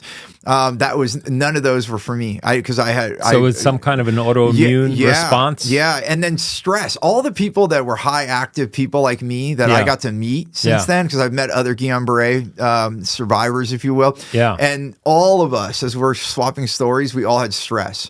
And so that 18-month period from March. So basically, I'm running a multi-million-dollar company to March, you have all that go away in 3 weeks. And I have massive overheads, so you have to make $100,000 a month minimum or whatever, So I'm like freaking out and doing everything I can to keep my people paid and take care of them. I mean, it's all that pressure's stress. On. It had to be part of it, 100%. I can't deny. And then I go do that, and so at the end of that trip, I'm feeling majorly fatigued, and I was like, can I do this anymore? Right. Like I used to go speak everywhere, no problem. You know my energy. Of course. I'm a ball of energy. So I get back and I'm sitting on my porch. So that August 1st, I got home from that trip. And then by August 4th, I'm still not getting recovered. And I'm sitting on my porch getting sun because I knew, and I had a cup of cacao. I already had this in my life because I knew cacao was like had all minerals. So I'm doing all my health benefit things that I already had learned. And then I fell down outside, and I had a meeting with my mentorship group. So the reason I was getting up is I need to go get on Zoom. Right. And so I fell down, and I thought, I must have just sat wrong and my foot fell asleep. So I'm like shaking my foot and I couldn't get up, Ray. I couldn't get up. And I was living on this ranch style house in the middle of the woods. And so I'm on this brick path that goes down to the pool, and I'm lucky that my son walked by. He had walked by and the thing. I'm like, and I saw him and I'm like yelling at my son. He had to help me get up. So you could speak, you could talk. I could still talk at that point. So my feet were weird. And so I got up and it felt a little bit better. So I walked to my computer, and I guess I had made a big enough scene. My wife is starting to come. So I'm late for the meeting now. So I'm getting on the meeting, and my office had windows. So my wife's like peering in, and I thought, she heard the commotion. She's just checking on me. But then one of my employees comes on the meeting, and I'm like, what are they doing? I told them that I got this meeting, and then they pop up and then they pop away. What I didn't know is my face was all jacked up. I didn't know. Wow. And I was in the little box on Zoom. I felt something weird. By the end of that meeting, I felt, okay, am I mumbling? And I get out, and she thought I was having a stroke or something. Wow. So that's why my wife called my employee and had them get on to say, what? Call for backup. Yeah, is he okay? And they're like, let me get on Zoom. And they looked, they're like, no, he doesn't look okay. Right. And even my clients later, they're like, yeah, we knew something was wrong. Was up. Yeah. So you felt like you lost control of your facial muscles? Yeah, it like droopy, like Bell's palsy type thing. Wow. And so then within 7 days, basically, and that's the key indicator. My wife figured out I had Guillain-Barré before I went to the hospital. The key indicator is it usually starts on your feet, your hands, and your face. Okay. And the face is not common in the United States. Actually, they call that the Asian Guillain-Barré. And I'm not trying to be racist or anything. That's actually what I was told at the hospital. Yeah. More people that get Guillain-Barré there, they'll have face issues. So I don't know how that happens, and why is it different there than here. I don't know any history Sounds of that. like it's a bit of a mystery. Yeah, there's a lot. So, but it's even more rare in the United States to have your face get paralyzed. Huh. And so I couldn't blink. They had to tape my eyes shut because they thought my cornea would tear. So talk about being inward. Right. So it was a spiritual experience. And when I was at the hospital, like not long, I think I was there 24 hours. That was when I was at the worst. And I actually said, am I dying? In my head, I'm like, am I dying? Because I mean, like, I can't. That must have scared the shit out of you. I mean, I can't even imagine that. Yeah. I mean, you go from normal to boom. Yeah. And I was an athletic guy. Never been hospitalized in my life. Right. Never had any major. I mean, playing hockey, I hurt my shoulder, stuff like that. Right. But nothing like this ever. Yeah. And so. And we were talking earlier, like I definitely see a difference in your expressiveness. Yeah. And I mean, okay, the beard, that's the obvious thing, but I could still see it. It's just not the same as it was in terms of your facial expression. And so it's something that is affecting you to this day. Correct. And you know what I noticed as I went through this healing, you know how it goes like a star, like inward. So you look, it goes in from your hands and your feet and from the face down into the trunk of the body. And as I healed, it went the opposite way. So I could start to breathe. Once it started to heal, I could breathe better. I could swallow. Then so how bad did it get? You actually had difficulty breathing. Yes. It affected your lungs, your respiratory system. No kidding. Yeah, and then the neurologists and all of them were saying, so the key thing, so my wife did crazy, and she had a team. So the other women, like Ann and Deneen, if you're listening, I love them. My wife assembled a research team. I'm not kidding. And they were like all online, figuring out Guillain-Barré, self-treating me. Because I had scares with those babies. When we lost those babies, we learned that we had to question everything when it came to healthcare. Right. And it's not that a doctor is bad or they just make mistakes. And so since we lost life, I lost babies. Yeah. That changed our perspective, and that saved my life in this. Well, so yes, they're human, and yes, they make mistakes. But the other important thing is they follow their training. Yeah. And they're not trained to tap into Eastern medicine or the intuitiveness. They are trained predominantly to write and prescribe. Yes. And that's not a knock. It's I revere our medical professionals, our doctors, our surgeons, our nurses. But I had America's #1 cardiac doctor, Dr. Jack Wolfson, and he's a board certified cardiologist, went through medical school, all of that stuff. And he met his wife, I think, at the tail end of school. I don't have the timeline right, but his wife is a chiropractor. And, being together, he realized that there's a different way to go about treating patients. And he's since kind of flipped the switch.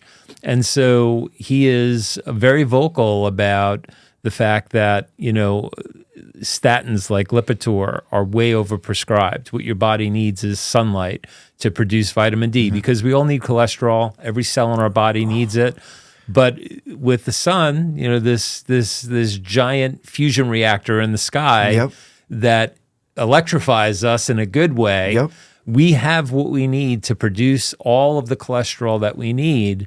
And yet how many folks out there are walking around with Lipitor? And it's 70%, 65 to 70% of your brain is fat. Yeah.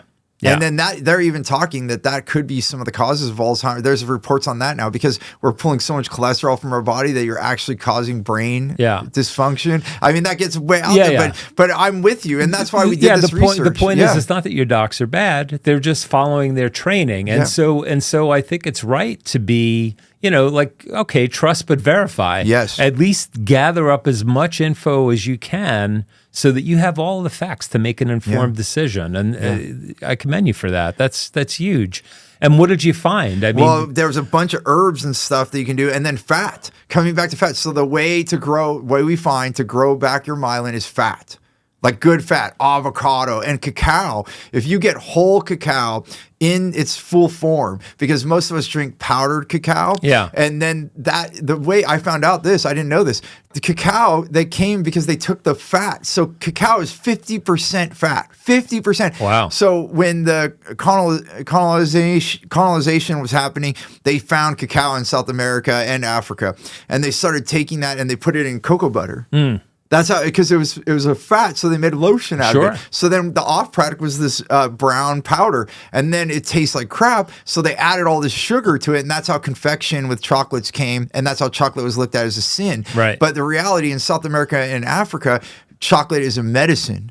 It's been known for many, many years. And now I forget the doctor's name, and I'll send it to you, and we can cite his thing. But I do know the study, the Cosmos study. They've now proved they took 3,000 cardiac patients, 65 and older, and they gave them 16 ounces of cacao, dark chocolate, whole form with the fat and everything. Yeah. And it doubled their stem cells in 30 days. Wow. Doubled. So I had already known some of that. I didn't know about the doubling the stem cells, but I knew about the fat. Right. And I had a great source, Jonas from Aura Cacao, and he doesn't pay me either. Right. He's giving me a little bit of chocolate here and there, but I buy almost all my chocolate just to support him because he's getting this great medicine.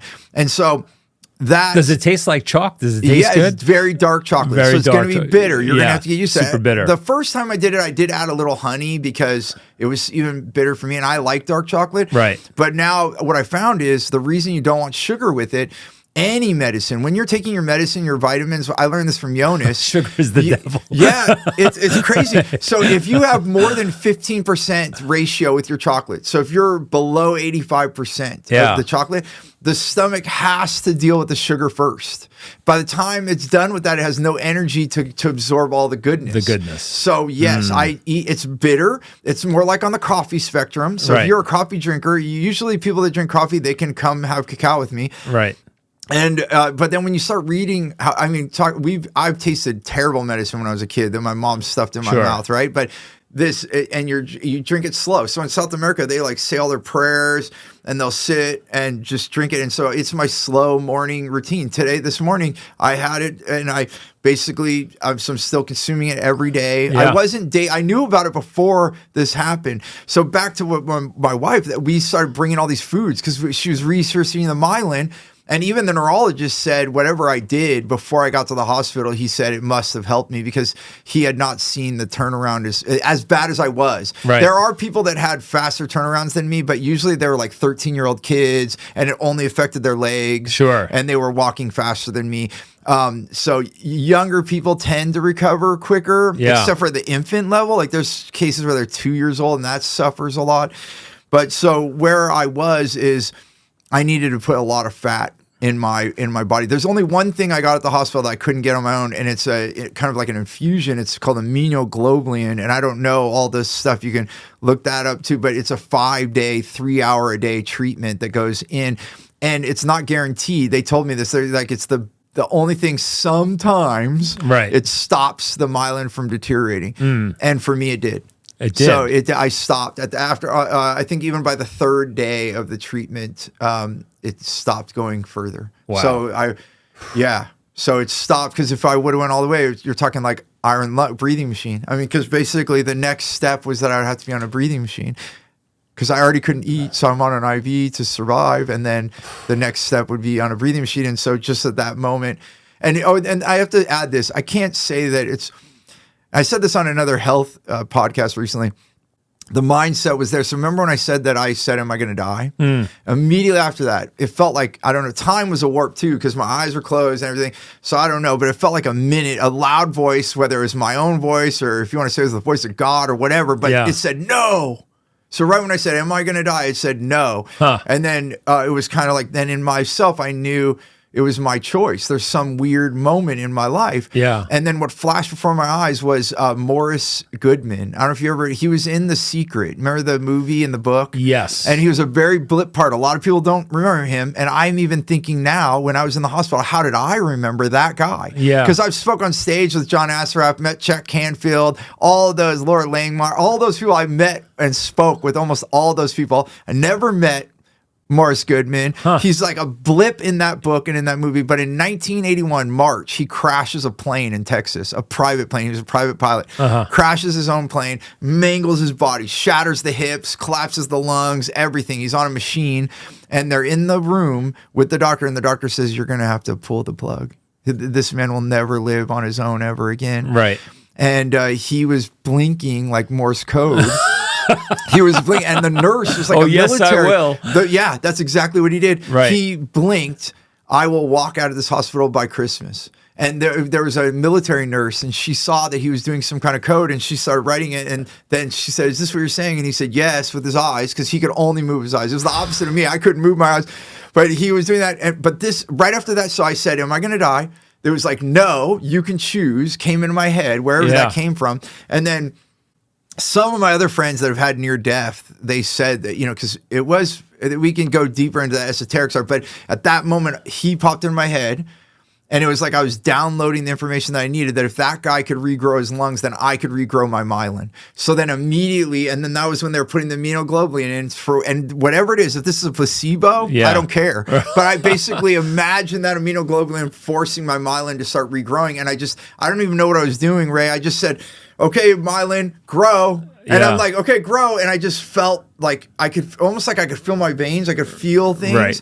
And I remember I can't see. So I'm blocked out. I'm laying there. Yeah. Paralyzed. I can't move. Yeah. And I'm just like imagining my myelin coming back. Yeah. Yeah. And, and there are some people I've talked to and they're like, you probably did it.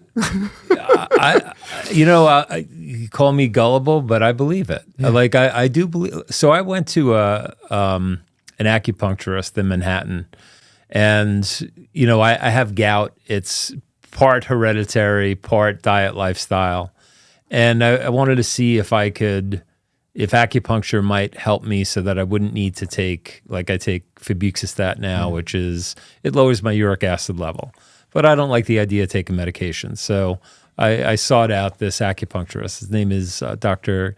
Ken Kobayashi, and he's also like a board certified dermatologist, but he left medicine to be all natural. He didn't like the idea of prescribing steroids to his patients. Right. And he used to tell me, Ray, Barré heal itself. Your body heals itself. Yes. And so, this is a guy whose lineage has been practicing acupuncture. He started as a toddler. So this kid's 3-4 years old. He's sticking people with needles. Wow. It's been in his family for generations, hundreds of years. Yeah, this is thousands-year-old medicine. Yeah. So, I'm sorry, but there's something to that. I don't need a double-blind placebo, trial study to figure out that there's something to that. Yeah. And I do believe in the power of the mind. Yeah. It's powerful.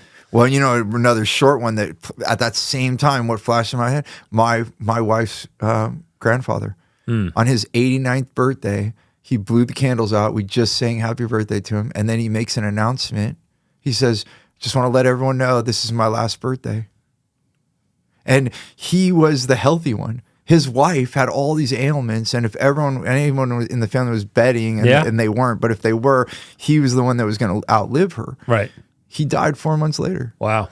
Yeah. He chose to leave. So that's what flashes in my mind, right? Yeah. I'm like, here's a guy, he left because he wanted to. And Morris Goodman, who had all the reasons to leave because his body's mangled. And guess what? I looked him up when I got out of the hospital. He's still alive right now. God bless him. Right now, since 1981. I haven't reached out to him. I need to have him on my podcast. But, Absolutely. That's crazy. He told me, so it's kind of like a Roger Bannister story in my mind, because you know that one, right? Roger Bannister ran the 4-minute mile in the 1950s, and they said that his heart would explode. They told him not to even do it. Right. He ran under a 4-minute mile, and then that year, and no one had done that before. The doctors told him he would die, but that same calendar year, right? 19 people 19. in that same year. And then now kids in high school run a 4-minute, because we are humans. We see another human do something and we can do it. So Morris Goodman gave me the choice in that physical form and I could have had the choice without him. Yeah. But no, you can do this. Right. And I think you need that, because I've seen cancer, I've seen family members with cancer, and you just see them give. And they're like, I'm done. And they go. And I've seen people go through it and say, no, I'm not dying. And they've gotten through 4 cancers. You know, I've met these people. Yeah. The mindset is, like you said, we don't need all these testing. We just know it's. And I did choose. Last thing I'll say on this, I did choose to not take all the pharma that they told me. And when I'm at the hospital, you know, you're seeing all these different doctors, and they're coming through round robin. So one doctor, even while I was there for like 3 weeks, and then I left the hospital probably. I know it was sooner than they wanted me to. I had to sign papers to get out and everything, and I got a hospital bed at home. But every breakfast, lunch, and dinner, they wanted to put me on a dozen more drugs. And the thing I didn't do, and I had learned this from hurting my shoulders, and it was actually a chiropractor, you know, pain is telling us something. So when my body came back alive, like from numbness, it went into full like cramp mode, like Charlie horse, you know, so my foot, my calf, my quad, my hamstring, and my glute. And it was more my left leg, if I remember correctly. It's like, wake up, Steve. They all fired. Right. And I'm crying, right? I'm like crying. I'm in so much pain. And I'm like crying. And they're like, we'll give you the meds. And they want to put me on like what is like codeine or whatever, like the strongest pain medicine, because I'm like in extreme pain and they could see it. I'm like, no. Right. And they thought it was insane. That was the moment they all like The nurses would come by like I was a zoo animal. Right. And I love them. They Right. did help so much. My wife was there and she put 13 pillows, she counted, to get my leg in a certain way so I could actually breathe. And I chose not to because I one time I took the medicine during this whole episode and I fell asleep for like 24 hours almost. Right. I was coming up and out and I didn't do my physical therapy. And I said, if I'm going to heal myself, because I was Right. in this mentality, then I cannot be numb. Right. Yeah. So I chose to not take the arsenal of meds. And now I'm not saying they're wrong. Like I know a guy that did the whole med treatment and 8 years it took him to recover. So he also thinks, he's like, oh, I recovered. So again, I'm not saying it's all bad or all good. Yeah. But he saw me and I was worse than him. He didn't get the face paralyzation. Right. And then I was walking pretty much with a cane within 4 months. 4 months. And so did you say it was August the 21? Oh, no, August 23. August 4th. And then August 13th, I went in the hospital. So Of what year? Of 2021. Oh, you were saying 2021. I thought you meant the 4th to the 21st. No, August 4th, 2021. Of 2021. Yeah, so we're just past 3.5, almost 4. I guess I'm getting close to 4. 3.5 years. Yeah. And you know, so I do notice a little bit of a change. How would you compare yourself, like percentage-wise, before and now? Are you at 80%? I would say 80 to 90. My team was asking me because they're publishing stuff on social media for me and such. Yeah. And I'd say I'm in the 85 to 90 percentile. But if you talk my whole life, if you talk physically, Right. mentally, spiritually, you know, Right. emotionally, I'm like above 100%. I've like gained more, like I said at the beginning of this interview. Yeah. But physically, if we just say physically, I would say 85 to 90%. And I know something's happening because my face hurts now. Yeah. And then I didn't think about it, but my therapist, so I'm still doing therapy. I'm doing acupuncture like almost every week, sometimes more than once a week if I'm having an ailment. But they reminded me, my face has been hurting lately. Yeah. And then they said, that's what happened to all your body. Remember the pain I told you? So I saw now that means I'm feeling my face. And I was like, oh, yeah. It's coming back so to even life. right now, Yeah. I could feel like something like I've been working out right here. Yeah. So like, and that's the other weird thing.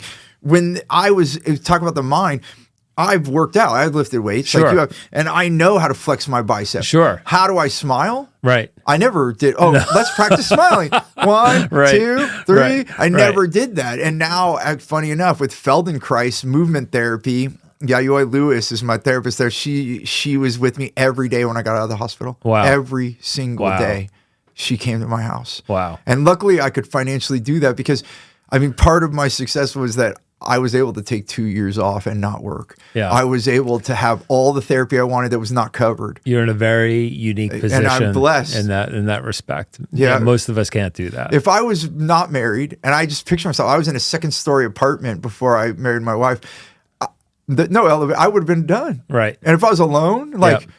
you know, when I was in the wheelchair, because so it progressed. I was in a wheelchair for a period of time, and and so talk about learning. I had to learn to be able to ask, because I realized through this, I thought I was pretty good at asking for help, but I still wasn't. So being paralyzed and asking people to get me a glass of water and all those things, I had to go through that. I had to relearn everything. How long did it take you to be able to, just kind of walk around and get from point A to point B without the use of a wheelchair or a walker or a cane? You mean like even beyond the cane? Well, let's say cane. How long was it to that point? I got to a cane in about 4 months, but even then I couldn't walk really far. Right. So yeah, I can't even imagine that, dude. It is such like if you really stop the music for a second and just quiet yourself and think about that and put yourself there. We take so much shit for granted. Yeah. We pop out of bed and we're off to the races. You weren't popping out of bed. No, the first time I put a spoon in my mouth, I had tears in my eye. Yeah. Wow, dude, I'm so happy. For you. That I could feed myself. Yeah. And my wife had to burp me. I was having children. I was not even kidding. So we talk about it in my family. It was like a rebirth. Really? Like, I mean, I mean, I couldn't Wow. do any. I mean, think about it. I couldn't get to the bathroom. I was a baby, and I started all over. And when I even hurt myself because you know how much a go-getter I am, and that's why I have to always tell myself, "Turtle, turtle, slow down."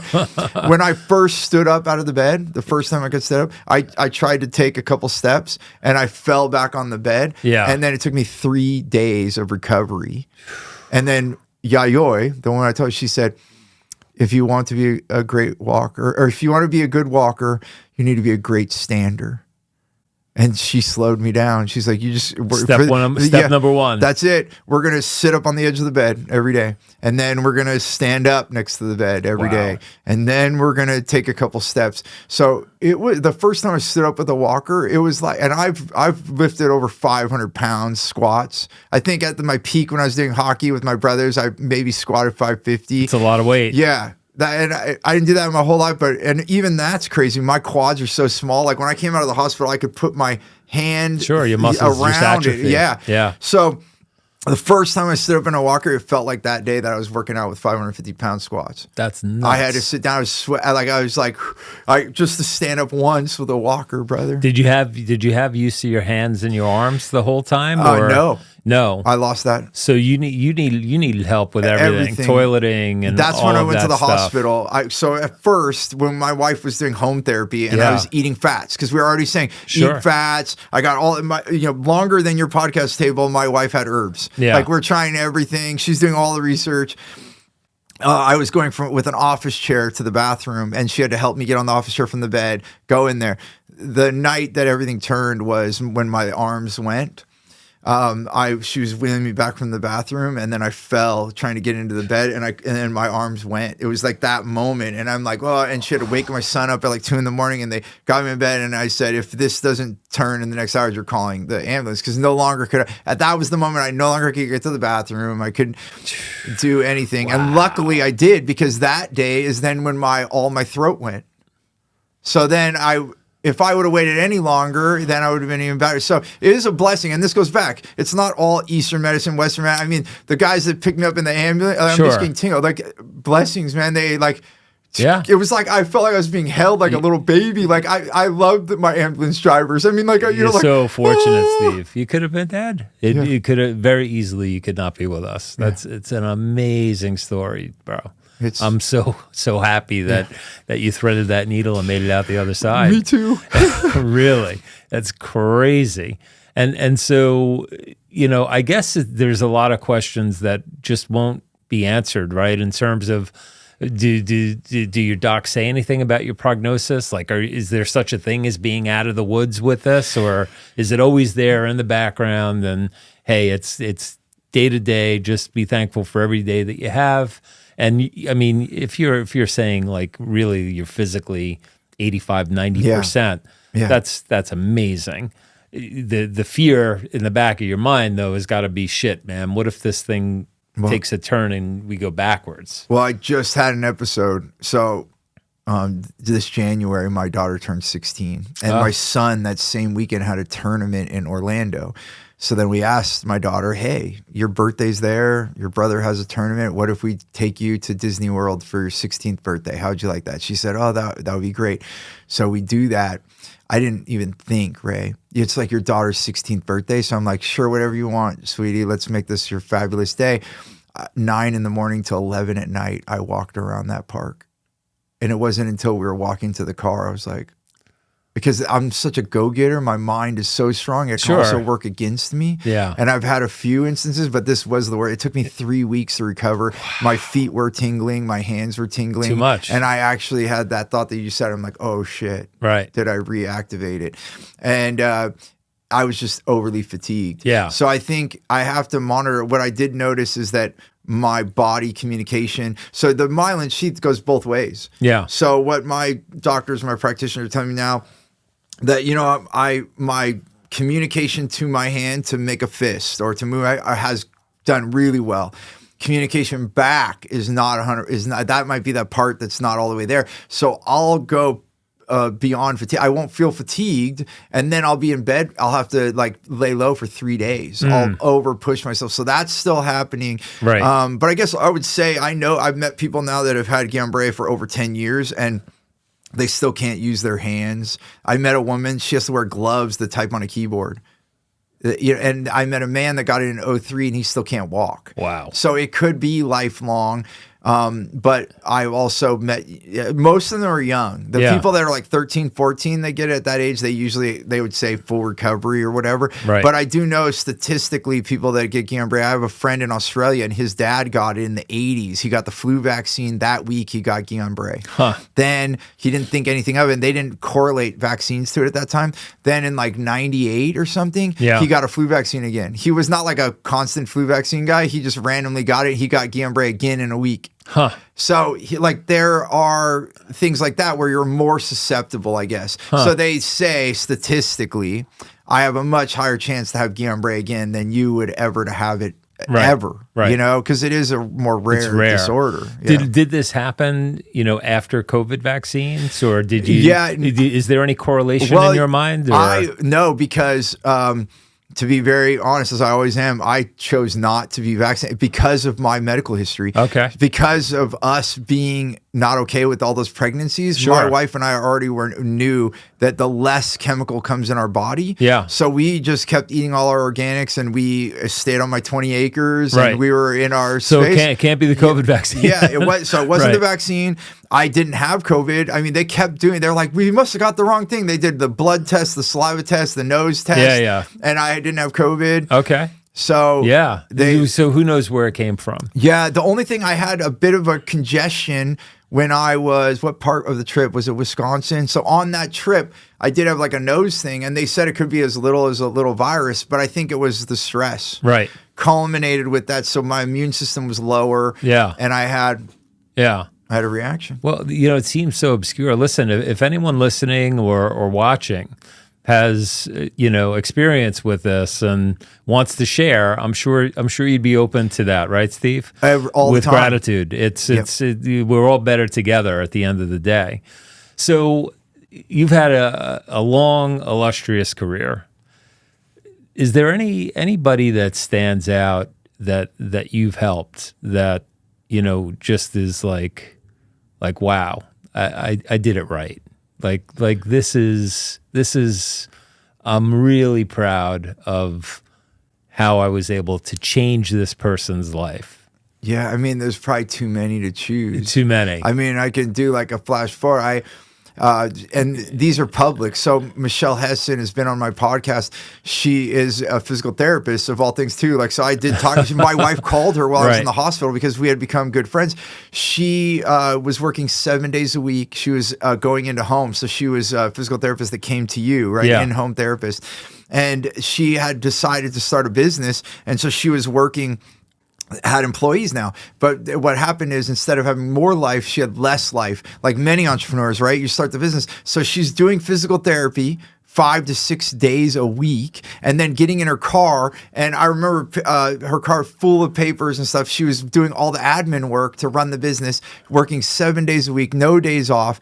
And now she still does physical therapy every once in a while, but like 4 patients a month. Okay. And then she basically, at one point, this is many years ago now, before COVID, she was taking 1 week vacation a month. She's up to 36 employees, I think, when I checked with her last year. So she has 36 therapists working part-time. And now the thing is, she's helping more people.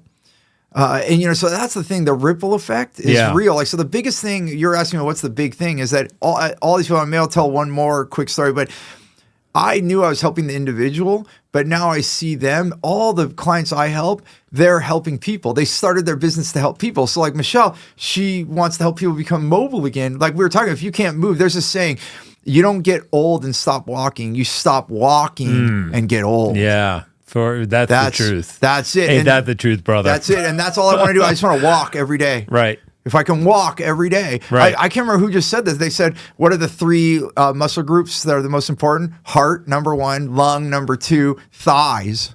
Your quads and hamstrings, that's the number 3. Because if you lose those muscle groupings, then you probably will die. Right. Like so these things are changing life. And then the last one, I know I was running fast. No. When I hear you talk about this, I think of like throwing a pebble into water. It's ripples. Like you're you're not just affecting the life of the person that you're coaching and mentoring, but it's all the lives that they're now touching. And I would imagine, you said Michelle is her name? Yeah. So Michelle probably runs her practice the same way that you've kind of taught her to run her life. Yeah. So I would think, so she doesn't have physical therapists that are burning out, and their lives are enriched. At least that would be my hope. Well, yeah, right? my client, one of my clients in Toronto, one of their employees came and hugged me, and he had a tear in his eye, and he's like, I never made over $100,000, and now I do, and I bought a house for my family. Wow. So we're not just making CEO. I work mainly with CEO founders, right? But we're not just making them have a happy life.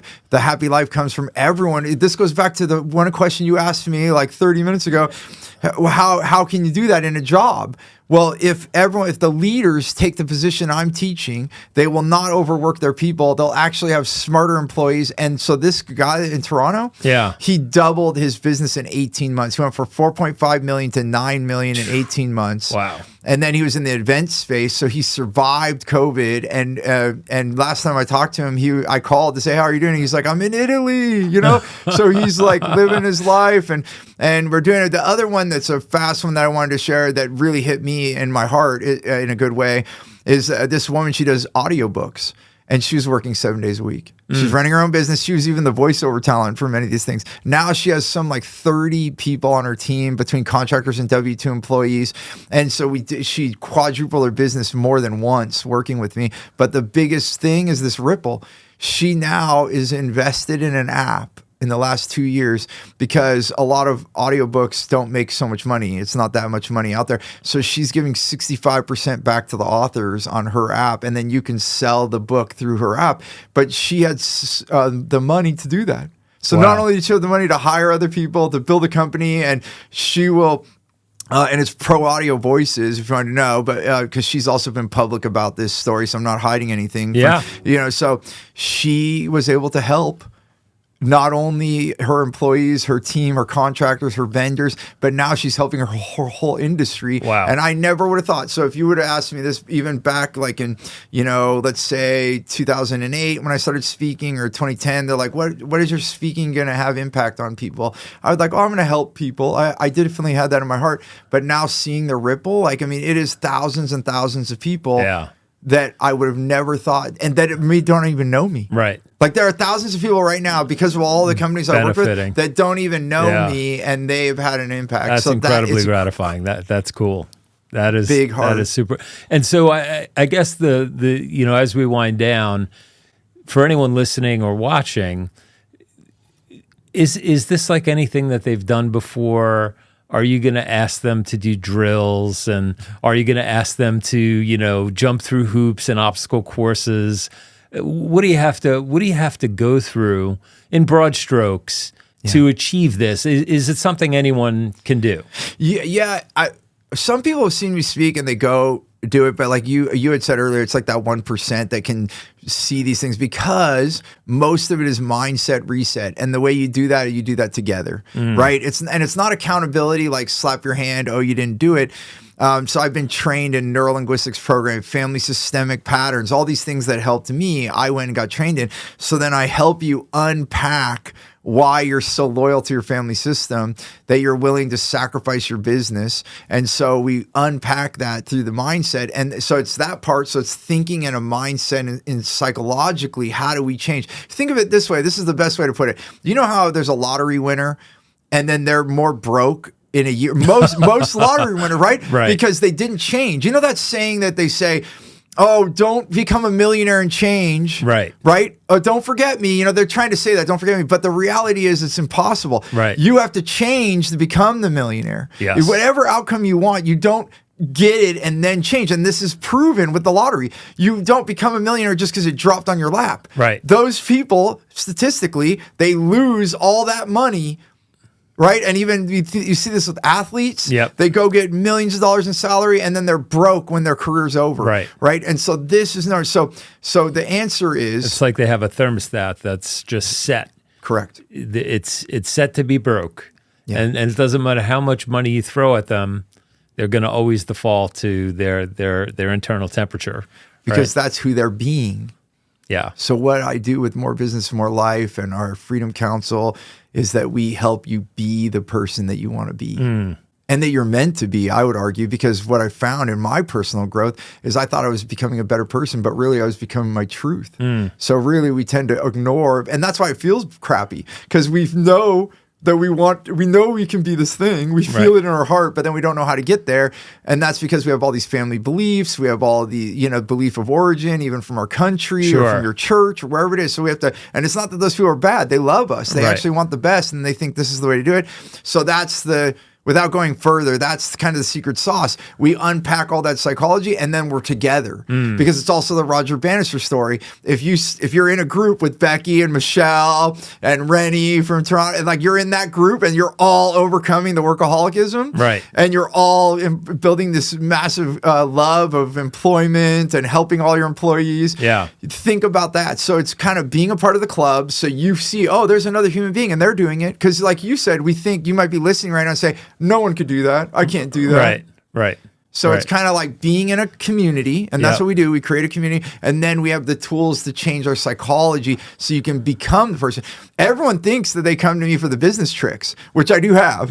I do. I have very productive techniques, and we have systems and methods that we use, but that's 20% of my work. But everyone thinks it's 80%. Most people come to More Business, More Life for the business trick. But that's really 20% of it. 80% is changing your mind. Whether you think you can or you think you can't, either way, you're right. That's right. Yeah. That's it. Crazy. Yeah. So tell us how we could find you again, Steve. So stevenapolitan.com is my speaking website. And if you can't spell that, you can spell this, morebusinessmorelife.com. And that shows some videos and application, because for More Business, More Life, we can only take a few business at a time because we go deep saturation. Right. But More Business, More Life podcast, which is on Spotify, all the channels, Apple, you can find us. And we have a newsletter. If you're in the United States and you text WOW to 72,000 and Canada 72000, and you just text WOW. So that would be the phone number, and then you text WOW. WOW. Yep. Right. Yep. And then it'll prompt you and you can join our newsletter for free. Wow. And so become part of the community. Well, you have me saying wow. Yeah. Well, that's pretty cool. I know. Steve Napolitan, thank you so much for sharing your life story with us. Yeah. It's an incredible journey. And thanks for being you, man, and enriching and helping so many people that don't even know that you had anything to do with it. I appreciate you too, Ray. It helps when people ask me questions because I can just let my heart pour out. So thank you for letting me share. No, you were terrific, and really appreciate you being here. All right, folks, that's it for this episode of Broken Healthcare Podcast. Until next time, peace and love. Peace and love. Take care. All right, that's a wrap. Hit like, follow, and subscribe, and we'll catch you next time.